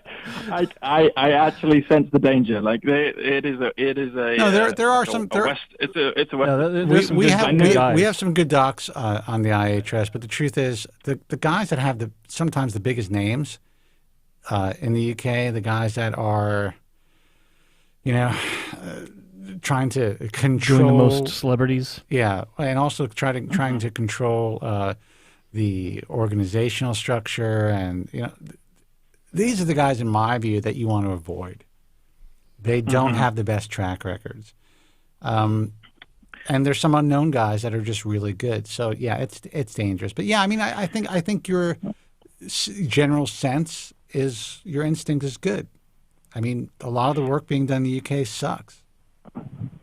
Yeah, I mean, like, obviously, there's obviously probably some good doctors in the UK, and I've even seen some evidence of it. But Yeah. you know, I really took it to heart. You know, Spence, you said, you know, when you're young, you made the right moves. And when I was young, I thought, well, actually, I want to make the right moves. And I think I have so far. I mean, it's not perfect, but I haven't done anything where I really regret it. I'm proud of you, Jack. And I'm happy for you. Yeah, I really easily could have done that. And I'm not the kind of guy that could have lived like Joe, like you speak about occasionally, and I couldn't have lived with a terrible hair transplant. I just couldn't have done that. So I'm glad I haven't done it. Yeah, because I don't wish that on anyone. That's Joe has become. You could see that it's built a tremendous character for Joe. I mean, Joe's become the person he is because he had to deal with that. But shit, man, that was my worst nightmare. You know what, Joe lived it. I do credit that experience with toughening me up to where I can speak in front of a crowd and it doesn't faze me. Like when you deal with something, like when you have ant legs sticking out of your head for 10 years throughout your 20, almost 10 years throughout your 20s, you can deal with anything. You really can. Like if you can get through that, I can believe that, and not withdraw like a hermit, then you can deal with anything. Yeah. The weird irony, though, was actually one of the first impressions I had of a hair transplant surgery was the Hassan Wong YouTube video. So, ironically, it was like a really good clinic, but it was just so happened that was coming up on my search. And I just saw you before I even came across your resources and Bob Man. And I was like, oh, okay, I guess if they got more hair, I'll get more hair. Like, you just don't put the two and two together in the same way that you would when you've really thought about. You see what I mean? When you came across that video of me and then a video of Bob Man, I didn't have any other resources. Like that was that was my life, was making those videos. Well, you're literally Master Yoda for thinking it through when you had nothing to go on. But like from someone who has all these things around them, my naive brain was just looking at it going, well, if the surgeon did that to those guys, they can do that to me. But I didn't have an understanding of the dynamics of a hair transplant of the that's what that's what they don't want you to have. The industry at large does not want you to be fully informed, because if you were, and that's I know that's why I have been disliked by so many, even so-called ethical physicians, because just by virtue of being honest, it could potentially take money out of their pockets, and they're looked at as they just kind of always looked at me as public enemy number one, even though I've existed and lasted and tried to coexist in this field with them for many, many years. There are some old school guys, especially in your part of the world, who really dislike my very existence because they have to answer questions. People come in and they're like, hey, Spencer Kobren said this, or I read this on the IHRS, or I read this on the American Hair Loss Association. They don't want to be Joe bothered. Tillman said you're an asshole. Yeah, they don't want to be bothered with that. They want to just get you in the chair, and that's it. No, I can totally understand. I do understand their point of view, but really they, as people who could potentially disfigure someone, they really should take a back seat in the whole argument. I mean, even the fact what you're saying is, so for me, I pretty much rule myself out of a hair transplant for now, but because of your resources, it doesn't mean I would never do it. It means that if I do it, not only would I do it with a doctor that I trust, which is likely promoted by yourself, maybe not, but most likely I would go through the IHRS, but also I wouldn't even think about money as an object. Like, it's my hair. It's the way, it's literally my, the guys who look at it like a discount, like, oh, I got it for cheap. I just, my jaw drops. I'm like, how can you think about money when it comes to something so important like that? So I'd actually spend more money with your because it's the way it's presented. But this is actually a perfect call that I think I need to package, Joe, and give out to these doctors. Yeah, feel free. Happily do, because and this isn't a call off the bat. I've been listening to you guys since I was 19, and the older I get, the more I realize how important what you've been telling me has made an impact on my life. Like when I was younger, I probably was like, "Oh, come on, they're just telling me don't get a hair transplant." But the older I get, I'm like, Jesus, they actually saved me. You know, there is this ridiculous And cut. there is this ridiculous campaign that's, and I'm going to be honest, they don't like when I say this, but it's a campaign that another organization is putting out there that it's a real negative social proof type of a campaign where basically it's saying, we're good, these people aren't, this is why, this is what you need to watch out for, as opposed to what you just expressed to me. You know, we provided you with enough information so that you can make your own decisions based on what you recognize was the truth. And, you know, instead of someone just saying, listen, you know, and I'm trying not to be too specific, but I guess I can't say this without being too specific, Joe. I think that's good. Yeah. Well, anyway, I think that there's a lot of people out there, a lot of guys like you who are 19 now, who are just stumbling into the world of hair loss education, and they are going on Instagram and they're going on Facebook and they are seeing all this stuff. They're not finding us yet because there's heavy duty YouTubers out there that are making a living trying to sell their laser caps or sell their other stuff, and they're getting a lot of eyeballs because they're providing people with the answers that they want to hear. Sure. You know, and sadly, the truth doesn't always work for a lot of people. They want to hear what they want to hear, and then sadly, they get disfigured or ripped off, and then they come to us. So I'm glad that you found us early on. It's a really good point. Back in, sorry, Giorgio. I was just going to say back in 2010, I really had to look for resources on Google and look for your resources. But now I could totally see how you'd be ambushed just going about your business on Instagram or anything, and without even giving it a thought, you would be escalated to the kind of hair transplant type of situation. Whereas before, when it was me, I was just looking up, hair, forum, hair remedy, or whatever it was, but I found your resources. But I probably wasn't in an advantageous position that I wasn't bombarded with.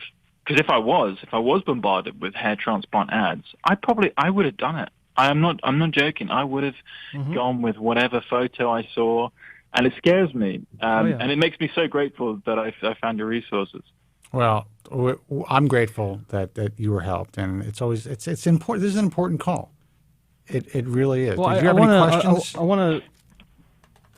want to jump back before we get into it. Like, if you have more questions, I want to jump back and address something we were talking about earlier, and that's what you were saying, Jack, about videos that I was in 10 years ago. And I was working for Hassan and Wong at the time, and like I loved what I was doing with those videos, and it was. I actually made a public promise, I think it was 2006, working with one of my colleagues in the office, that we had committed to doing one new video every week for 52 weeks in a row. And today that's like whoop-de-doo. It's like, what's the big deal about that? Well, back in 2006, we were going to do it in high definition, and no one was doing high definition. In fact, it was on tape. This is the only way you can do high definition was still on tape. So it was a real chore, and patting myself in the back, like I did a great job on that. And I'm like, one of those things I'm proud of to this day. And it's one of the things that really helped to put the clinic on the map. But you're talking about, and you and Spencer were talking about how clinics don't always disclose the full truth or the truth. And I'm going to tell you something that very few people have talked about. And it's because they don't want you to know the truth. Because in their minds, the truth isn't the truth. The truth is an attack on them. I'm telling you this from experience. Like I know a lot of doctors that think like this, where they don't think that the truth is the truth. They think that when you start talking about potential complications, that's something that happens at other clinics. Not in my hands, because I'm just that good. They all think that. And when a patient comes in and they actually have a problem, what happens in a lot of these top tier clinics would shock anyone that's not inside the clinic, like anyone staying outside looking in. They go into offense mode, and they look at the patient as being an antagonist. They're the enemy. Not someone that's in need of help. They become the enemy. They become the enemy. And I know this. I've seen it a lot of times, and it's absolutely the wrong way to look at things. And that's why, like early on in my career, like I've always been about being upfront with people, because like even when I first started in the industry, I didn't want to be on commission, because I didn't want people to think that I was trying to lead them into surgery in order to get a bigger check at the end of the month. I went on salary first. My first decision, and I made that public from the very beginning. Like, I'm on salary. Like, I don't get anything extra if you say yes. So I'm here to guide you. But what I didn't realize, and this is what Spencer was talking about, where like being blamed for having the American Hair Loss Association seal on a medication if there's a side effect. I went through that with surgeries where people were coming in and they were saying to Dr. Wong, I want hair like Joe. And at first I thought, oh, that's flattering. That's nice. Good luck. But then I remember very, very clearly there was a patient that came in and he was in that same situation where he was comparing himself to me. And then while I didn't dismiss it, I was never like, oh yeah, it'll be just like mine. It was like, well, you're different than me, so it's not going to be just like mine. I was pretty sensible about it at the time, but I didn't realize just how much further I needed to go, because when it didn't turn out the way that he wanted it to, he was blaming me just for being online. Dude, you have he was no blaming idea. me just for existing. I don't even think that these guys, maybe they did recognize it, but without you even knowing it, you just being online gave them the reputation, at least the online reputation, that they deserved, but you put it out there in a way that no one else could have. Yeah. They both applied to the IHS early on, and I think you remember this. I actually rejected Jerry Wong, not because of his bad work, because of the images. Yeah. So he had to resubmit images, and they were just like, they just thought they'd be able to pay and come on board. But they were great from the beginning. But I've watched the entire scenario. I've been here since 23 years. Joe Tillman put these guys on the map in a way that I don't think anyone could, and I think a lot of it is based on his results. And like you said, Jack, when you saw Joe, you were like, hey, look at this guy. Mm-hmm. Look what they did for him. You just think, why not me? I can. Well, if they do that to him, they'll do that to me, and you have no idea. You literally have no idea of the factors or the chances it goes wrong. You just don't think about that, because you think of it as a commodity, which is the intention, right? I mean, that is exactly the intention. That's well said. It is the intention of the industry to treat this like a commodity, and now they're complaining that it is, because it's becoming a big commodity. When it was small, when it was close, and all these guys were making plenty of money, they wanted it to appear like it's a non-surgical, simple outpatient procedure. Now that everyone's jumping in, now they're pounding their fists on the table saying, this is real surgery. It should only be done by doctors. Well, you know what? It's too late, guys.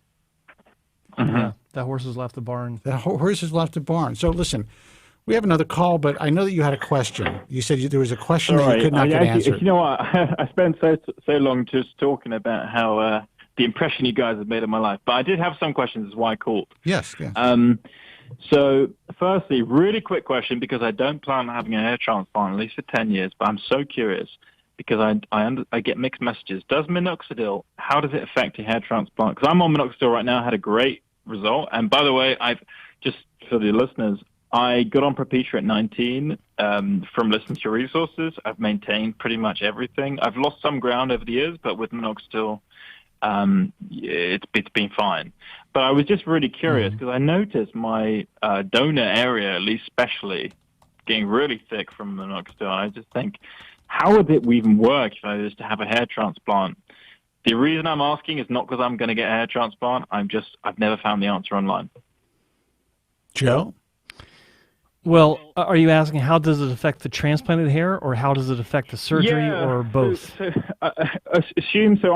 I've been on minoxidil for about 3 years now. Really good responder. If I was to go into surgery tomorrow, I could imagine a doc being like, "Oh, you've got great donor," but I'm like, "Well, actually, it's because of the minoxidil." But you know what? I don't know how it affects the whole system. Okay. Do people even use minoxidil through the transplant? I was just so curious about this. I'm not going to get a hair transplant, so that's not why I'm asking. Okay, no, so curious. That's a great question. So, in your concern about, or not concern, but talking about, letting the doctor know that your donor is only great since you've been on minoxidil, that is an awesome thought to share. Because here's the thing: there's this theory that's called the theory of donor dominance. And it is the guiding force for hair restoration surgery for the past 60 years, that the donor hair is not affected by so much the place that it's growing. Wait, am I saying that right? Theory of donor dominance. So anyway, yeah, so donor hair is resistant to the causes of hair loss. So if you move it to the area where hair loss has already occurred, it will be immune to those factors that cause hair loss to begin with. That's what I was talking about. So the problem with that theory is that it's flat out wrong. And when people find this out after they've had a surgery, they lose their damn minds. And rightly so, because they're told by their doctors, or maybe not even being told by their actual doctors, but they read online that donor hair is permanent. It is for most people to a very high degree, but not all people. And if you do have some sort of improvement in your donor area for density, hair caliber, health, the diameter, things like that, then it stands to reason that once you have that transplanted, if you stop taking whatever medication you're taking, that it will cease to, the hair will cease to be as good as it was when you're on the medication, no matter where it is. So in your case, because your donor thickened through minoxidil, it stands to reason that if you stop taking it after you have a hair transplant, then that hair that's been transplanted might not be so robust 6 months after you stop taking it. Mm-hmm. The other way that minoxidil can affect a surgery is every better clinic that I know of actually will have you stop taking minoxidil 2 to 3 weeks before you actually have your surgery for two very important reasons. Number one, minoxidil is a vasodilator, so you have more blood flow that can compromise a surgery. And what I mean by that is you become a bleeder, where you have, like, all extractions are happening, and you'll bleed more than the average person. But more importantly, once the incisions are made for those grafts to be placed into, your grafts will not stay in. They will pop out. And I've seen this happen. Like, it's really bizarre, where you're looking at the scalp and then suddenly, boop, it just, like, it happens so fast. Wow. Yeah. It's like it just appeared out of nowhere. You can't see it sliding out. It goes, boop, it just pops right out. It doesn't fly across the room and stick in the wall. It's not that bad. But it is the blood flow pushing that graft back up out of the incision. So the problem with that is it means that the technicians have to go back through the recipient area and start sliding those bad boys back in with their forceps 2, 3, sometimes 4 times for each graft. And when you have more physical handling of that graft, then you have a higher likelihood that surgery isn't going to have the survival rate and the final growth rate that it would have had if you didn't have that problem to begin with. So that's and then your skin tissue as well. It's not as, it's almost like gristle, like steak gristle. So I've had doctors tell me that when they start making incisions into a scalp, they can actually tell if the patient is a long-term minoxidil user because it's almost like the skin tissue and the tissue underneath is more brittle. So it does affect surgery. It does affect the hair, and it does affect surgery. I assumed it might. Yeah, I needed that nap. I by feel the way. bad asking the question, but I honestly couldn't find it addressed anywhere online properly. And obviously, trust you guys' opinion. Obviously, not medical opinion. But the real question I actually called him, the real question I actually called him for, and feel free to be as brief because I don't want to take up too much time, is I'm at the point now where I've held quite good. I've done the right moves so far. I'm thinking I've lost a little bit of ground, not a huge amount, but I'm getting to the point now. I'm way past my dad when he went to Norwood 6, so I'm living on borrowed time. Wow. But exosomes, I've seen a lot of FDA warnings online about not like it's conflicting information. So I've seen like Cooley, Cole, McGrath doing great work according to them, and even slightly touted by yourselves. But then when I look up exosomes as a general therapy, I do see a lot of warning signs about this is not an FDA-approved medication, and it does confuse me. So can you maybe shed some light on what the situation is? I'm not like calling into question what they're doing, but it's not very clear for the layman. I know it's an early adopter kind of therapy, but I am interested in it. That's actually well said. It is an early adopter kind of therapy. There is no FDA-approved exosomes being produced right now, but there are some quality laboratories that are providing clean exosomes where you're not going to have to worry about getting a bad batch. With that said, all of the evidence is, and you can't even use the word anecdotal and evidence in the same sentence, but all of the positive results that are being reported appear to be anecdotal. What does that mean? That means that physicians in the field who are using it on their patients are coming back and they're saying, and they're actually measuring that they're getting results. Physicians themselves who have gotten exosome treatments from certain laboratories, exosomes that were supplied by certain labs, seem to be getting results. There's a handful of physicians who have kind of seen that there's a positive response and they're kind of jumping on this, and they always want to be the early adopters. I have known somebody in my personal life who's had good results. With all that said, the way that I feel is unless you are going through an active, progression, or you're going through a telogen effluvium, I wouldn't screw with anything. I would not put exosomes into my body unless I believed that, all right, I'm going through a rapid shed. I need to do something. Regular PRP is not working for me. Medication's not working for me. At least, I'll take a chance with this, especially if I know I'm going to a reputable physician. That's all I can say. I mean, I read the warnings as well, and it's always possible to get a bad batch. It's always possible that, because they haven't been able to say there's a causal effect or show it clinically on a broad basis, they can't state that this works for hair loss or that it's approved by the FDA to work for hair loss. So, I think it's a risk. Well, it's a money risk at the very least. I'm literally prepared to fly over. I mean, once this damn lockdown ends, to go and get good PRP with ACell maybe. But I was thinking maybe to upgrade it to exosomes. But then I was double checking myself. Is it really necessary to throw in those guns before you even done PRP? I wouldn't throw in the guns. I would say I would reserve exosomes for someone who's had PRP treatment at least several times. Is there anyone in the UK that does? I know there's no standardization, which is why there's a problem with the results. But we're actually working on fixing that. There's a company that we may be working with that they were highlighted on the Global Hair Loss Summit, where there might be a possibility to standardize PRP, and we'll talk about that more. But as far as anyone in the UK, I mean, there's some doctors that we work with in the UK. Joe, what do you know about Dr. Ball's PRP? It's effective. I mean, I've not looked at a lot of the cases, but his consultant or his assistant, David Anderson, he swears that it's really effective. Not across the board for everyone, of course, but he's real happy with it. He had his own treatments with it as well. He felt good about the results.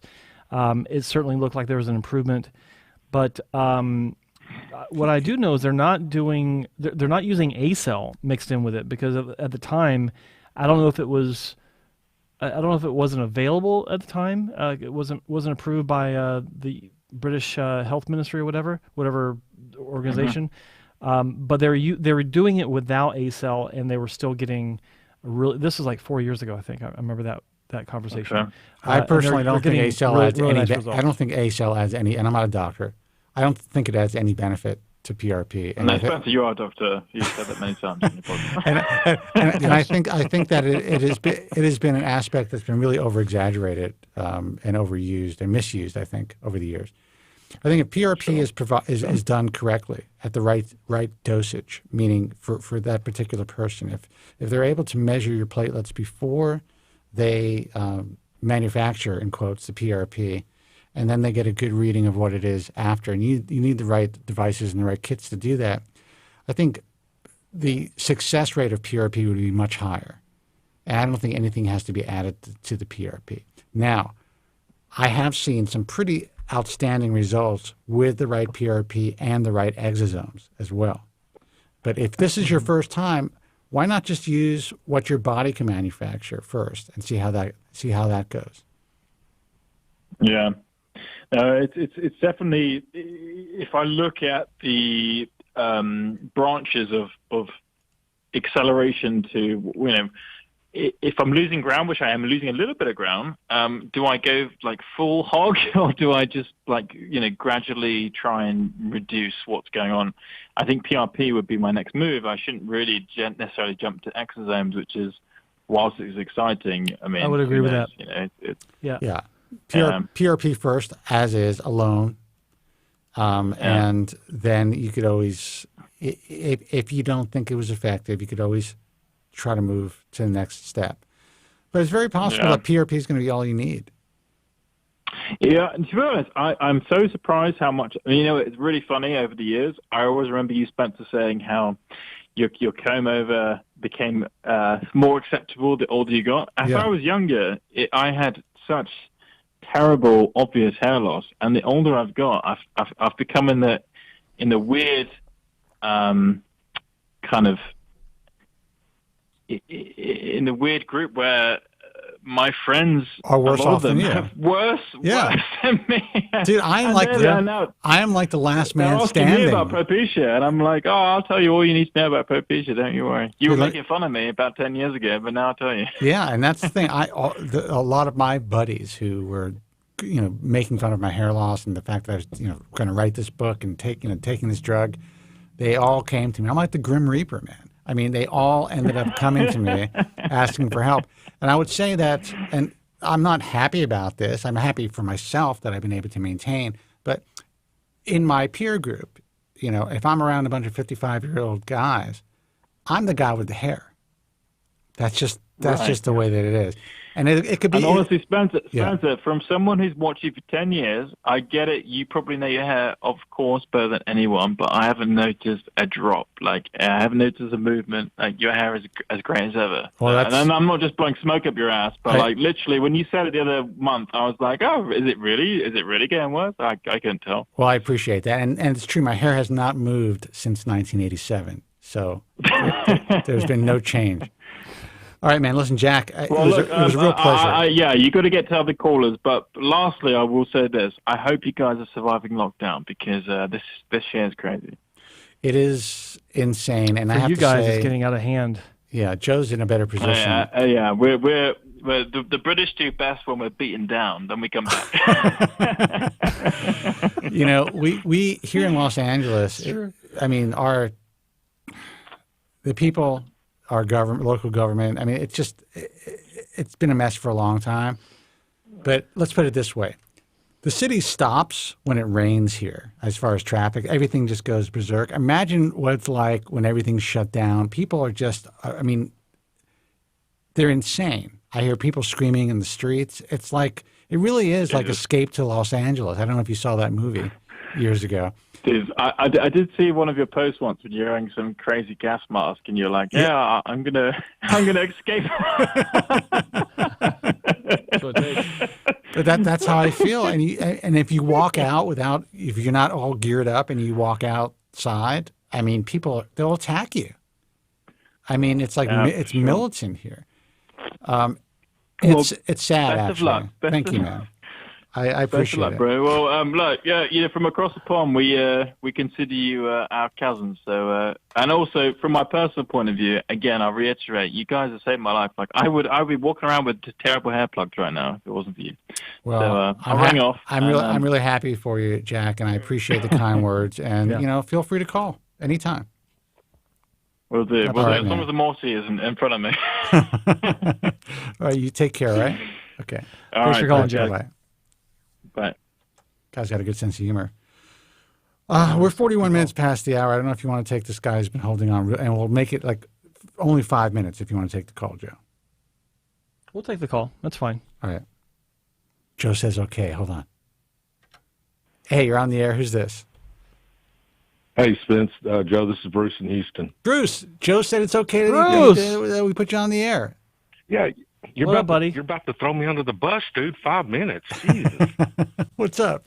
Man. Hey, Joe, I wanted to comment a few things. I like your new consultation videos, and that last one you did was really, really good because from the front, you don't even think anything's wrong until you show the top. And then wanted to comment on that, but that gentleman that just y'all's last caller, I mean, he's 29, and that golly, that's the first time I had mine done in 95, and I'm saying, where were you, Spencer? But I know you were trying to just get off the ground at that time. 95, I was 20. How old was I in 95? I was 25, so you were 29. I was 29. Yeah, I was 29. And so, when I went over there and had it done, back then we didn't have the social media. We didn't have a lot of these state-of-the-art physicians around the world-renowned doctors at that time. And anyway, so you had about 11 at the time. When I wrote the first The Bald Truth, I was able to list 11 doctors, which is sad, really, who were doing pure follicular unit transplantation and making people look natural. 11. I'm talking about throughout the world. And he told me in a private conversation last night, if you ever had to do it all over again, there'd be 3. Just saying. Well, if I had it to do all over again, my head would be shaved right now. But when you get the scars from all that stuff in the past, but anyway, we could go on for the whole year. But the issue with it for me was back then, you were in the front, and I probably should have, tried to, get on the medication at that time. I wasn't aware of it, I don't think, in 95. And some other things, minoxidil and everything else, are just not worried about it. But these guys are lucky to have you guys nowadays. But I wanted to make a comment real quick. So fast forward to, 2018, kids are grown out of the house. I have extra finances, so I go and try to make some improvements from, of course, because these kids don't realize when they get these low hairlines that feature loss goes in the back. And then, of course, I had everything behind the front. And then when you have that and you had something done in 95, you got the plugs, right? So you're thinking, I got to do something about it because I got the scars in the back. I can't shave my head. I got the plugs in the front. So I got some money now. And at that time, I hadn't even found y'all until 2.5, almost 3 years ago. Yeah. And so anyway, I had a procedure then, and then I just recently, it's been 6 weeks, almost 6 weeks now that I had. Actually, you called us right after you had your last procedure, isn't that right? No, I've called y'all several times since then. I've called y'all. No. Like when you first found us, when you made your first phone call, wasn't that right after you had your last procedure? Yes, sir. Exactly. You're right. Yeah, I remember that. And so, which wasn't a bad. The result is not bad. It was more, but it was instead of packing the front first and then working from there, it was spread out sparsely. Therefore, you're going to want to go back. It's just like one of those deals. Instead of just they worked the way from the front all the way to the back. But anyway, going fast forwarding to just recently, I went to Dr. Arocha, and I love the guy. He's awesome. Just a great guy to talk to, real personable. He's got good bedside manner, down to earth. So we agreed, and I agreed one more time on one more FUT, and everything's good. You know, I mean, I'm like I said, 6 weeks in, just shy of 2,500 grafts in the hairline of frontal third. And everything when you leave that clinic, and you know you're in a good position when everything's clean, you know, and that's just how I felt when I left there. Just everything looked clean, everything was good. My only concern that I'm having right now, and this has nothing to do with any skill set or anything, it's just my deal in the donor region. I've been reading up on some stuff now. When you have the shock loss, okay, he did a triflephatic closure. So when the inside first and then the outside. So when you have this deal where you have, I don't know if it's shock loss or effluvium in the donor region, and is it called inferior or superior? Which is the low underneath the incision? Would that be inferior or superior? I can't remember. I was reading something. I think it's inferior. Okay. So that's where I have the shock loss, and it seems to be more prominent a little bit below each ear on each side. But it seems like I can still see and I'm healing fine, but it still seems like I can, with that shock loss, it feels like I can see the actual, I don't know if I can see the follicles, if those are sweat glands or what they are, but I've had my wife take some pictures, you know, and I've zoomed in and I can see looks like some hairs are just growing back, and I read everything takes 3 to 4 to 6 months sometimes for that shock loss in the donor region to grow back, and that's my concern right now because, you know, I wanted after this one, if I had still a little bit of thinness in the mid or to the crown, and my crown's pretty much okay because I have been on finasteride for 5 years, but I mean it's not real good. But for my age, I'm happy. Okay, I can. Bruce, let me stop you. Let me stop you real quick. Okay. Your strip excision, how far forward on the sides did it go? Did he take the incision from above each ear? Did he go that far forward? Yes, sir. I want to say 20. Would 25 centimeters be? Does that number sound like it is doable? That sounds about. I think that's what it was. Yeah. Yeah. Yeah. It's so I'll just say this. Centimeters, you had you had a strip taken out, and so what happens is the dynamics of the tissue itself has changed, and so the areas above your ear are being pulled up towards that incision line, and similarly, the tissue above the incision line is also being pulled down. So right now it's tighter than it normally is because, you know, that remaining tissue has to make up for the loss of surface area, so it's going to be more tense or more tight. So what happens is, because it's pulling up, as you pull, like imagine take a piece of latex and get a marker and just put a bunch of dots all over it, and then pull that latex apart with both hands, and those dots have become further spaced apart. Do you follow me? Mm-hmm. Okay, I do follow you. Yes, that's what's happening. That's what's happening. Yeah. Yes. Give it more time. Like right now, 6 weeks after, 6 weeks post, that's nothing. So it takes time for that tissue. You're actually going to be generating new skin tissue to help alleviate that tension. That's what happens when skin is being pulled for such a long time. There's more tissue that's generated, and it helps to relax that tension level, and that will settle down in the next few months. Okay. Because if Joe, you know, when you just mentioned something about the top above the incision being pulled down, that the hair on that is actually down on the line or even on the line in some places. The only place where I see where the actual smoothness or baldness is below. Okay, so that when that skin was stretched or when it was closed, I don't know. It could. I know from what I've read, it could occur on top and bottom, or either or. And mine just so happened to be on the bottom. On the bottom. Well, keep in mind that. Keep in mind that the areas above the incision line, like further up towards the top, you have more blood flow in that area. down by the ears, okay. the general amount of blood flow was reduced. Mm-hmm.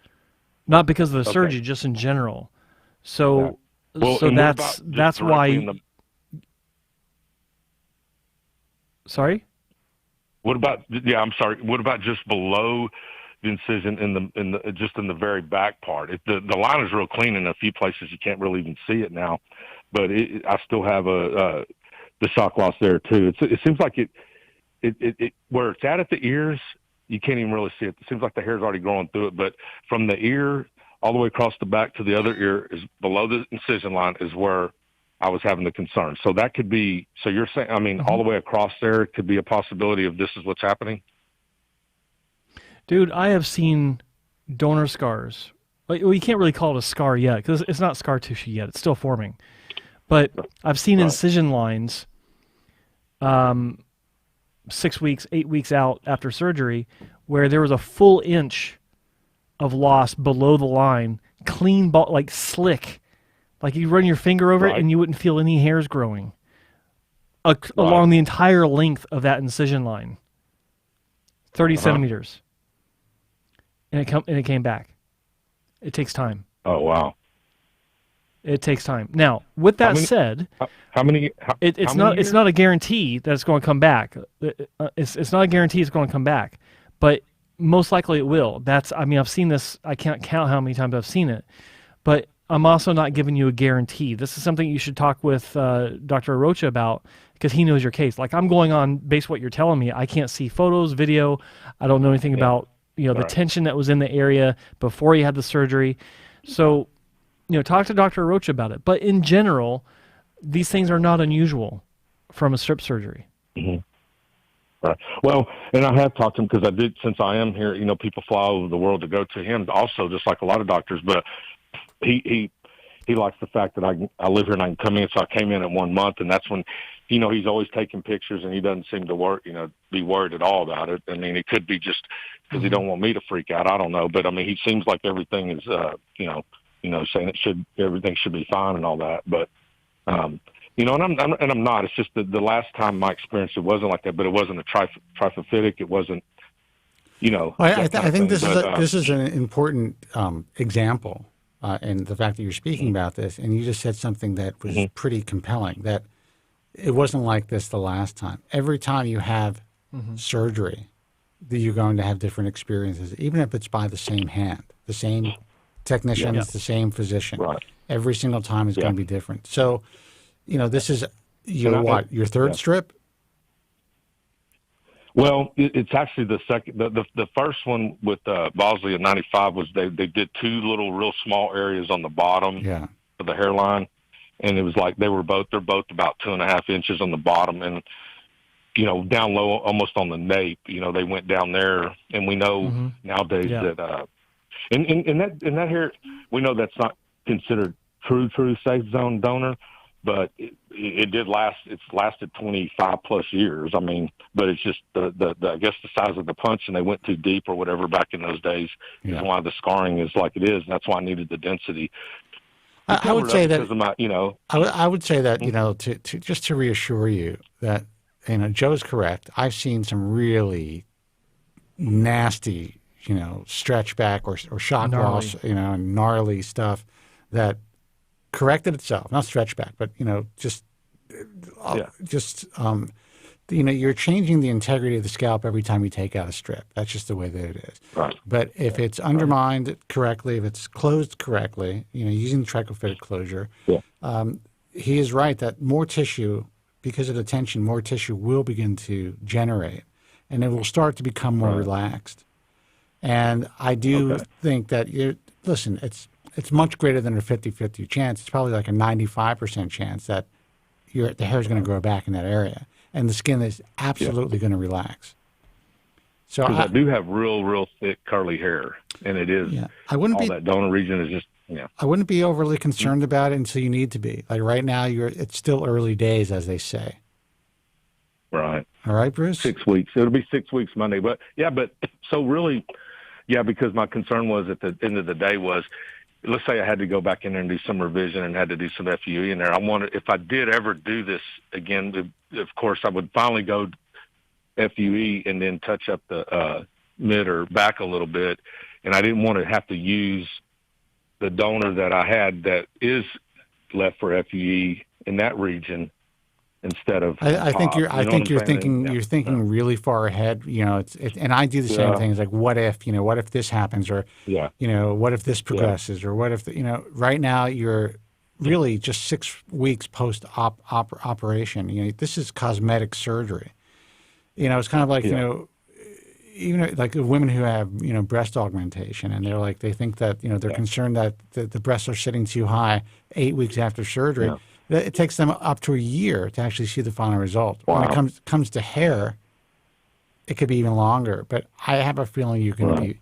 I can't guarantee anything, but I have a feeling you're going to be fine. No, I know that. Yeah, it's funny you say all that stuff because I knew calling you guys at each time you're rolling the dice because, like I said, I've been doing it. But when you get to that point where a guy like me is, and I know there's other patients and clients around the world y'all talk to that have had the same experience where they're almost like, I mean, you don't have to do anything. We get that. Yeah. But if you are an active person and you do things like I do, and you're healthy and you want to go out and do these things, and you have the finances and you know who to go to, then you're gonna do those things because you can plan for it. You can take off time. You can do whatever you need. But I knew each time that the integrity of the scalp could be compromised in whatever fashion. But the thing. Like the doctor that's on y'all's list, the guy in India, he's actually he's got a ton of videos. The guy with the glasses, I can't think of his name. Body. Who? Dr. Body? Darling Buds? Yeah, Darling Buds. He's the guy. Oh, yeah. Okay, was it 2 weeks ago when the guy called y'all and he was hilarious, giving his story? Yeah. The guy. About how he was quarantined and all that shit? Yeah. Well, so I knew Body, I've listened to stuff, but so I subscribed to his channel, and I've been listening to him. He's got a ton of videos, but he had this guy on here, and Joe, Spencer, you guys will know this guy. He was a guy who was a patient, was taught by his barber over there in India to go to this one clinic, and they almost killed him with anesthesia. Yeah. And he was sick, and when he did throw up, he passed out, and the doctor, they came, got an ambulance, he threw up, had diarrhea for days. Well, this guy now is on some of his channels, and he asked him questions and answers like, let's say, Joe would do to Dr. Wong or Dr. Lupinzala or somebody.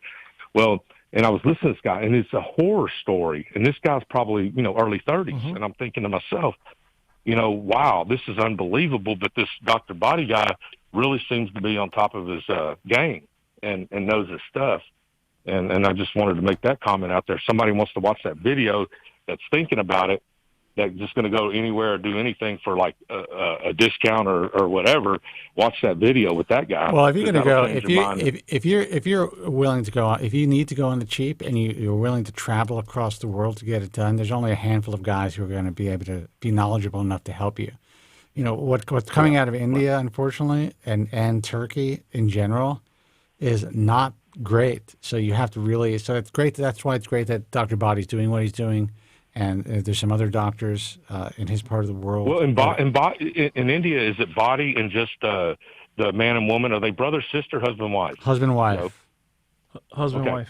Those two in Body, and I think y'all got maybe one or two more listed over there that I think are the only ones trustworthy or skilled enough. I don't know if they're the only ones trustworthy, but they're the ones who have applied who are doing good work. So, I got you. All right, Bruce, listen, man, we're going to call it a night. Joe's about to fall asleep. I got dinner coming. What? Hey, when you come to Houston, though, Spencer, I'm telling you, man, I'm hooking you up, dude. Well, I just want to let you know I'm actually really considering at some point Texas in my life. It won't be for a while, but yeah, go ahead. Yeah, let me tell you this though: the cost of living is very, very affordable, and you can get like a house here, like my house in LA is going to be a couple of million. I mean, you can get it for a fraction of that. You can live in good neighborhoods and a lot of good things. The only thing is in Houston, I'll tell you, I'll warn you, and you already know this, is the freaking humidity in the summertime. The heat is unbearable. Yeah. But if you go up around San Antonio, Austin, towards a little bit more west, that humidity drops way down. And even in the summer months at night, it's tolerable. You can go out and there's so many wineries and breweries. And so if you had a choice to live anywhere in Texas, where would you live? I would live I wouldn't live in Austin because it's getting so crowded, but I would live in the outskirts somewhere that I could afford. But to see now every day, you know, Joe Rogan's here, everybody's here. Every day, so many people from California are bailing out, and so many people from New York are coming down, and they're coming from everywhere, and they're moving in that area. So, like, if you didn't buy in the next 5 years, I'm afraid that the real estate's going to get so high that I wouldn't. Are you kidding me? At my age, I'm not going to buy shit.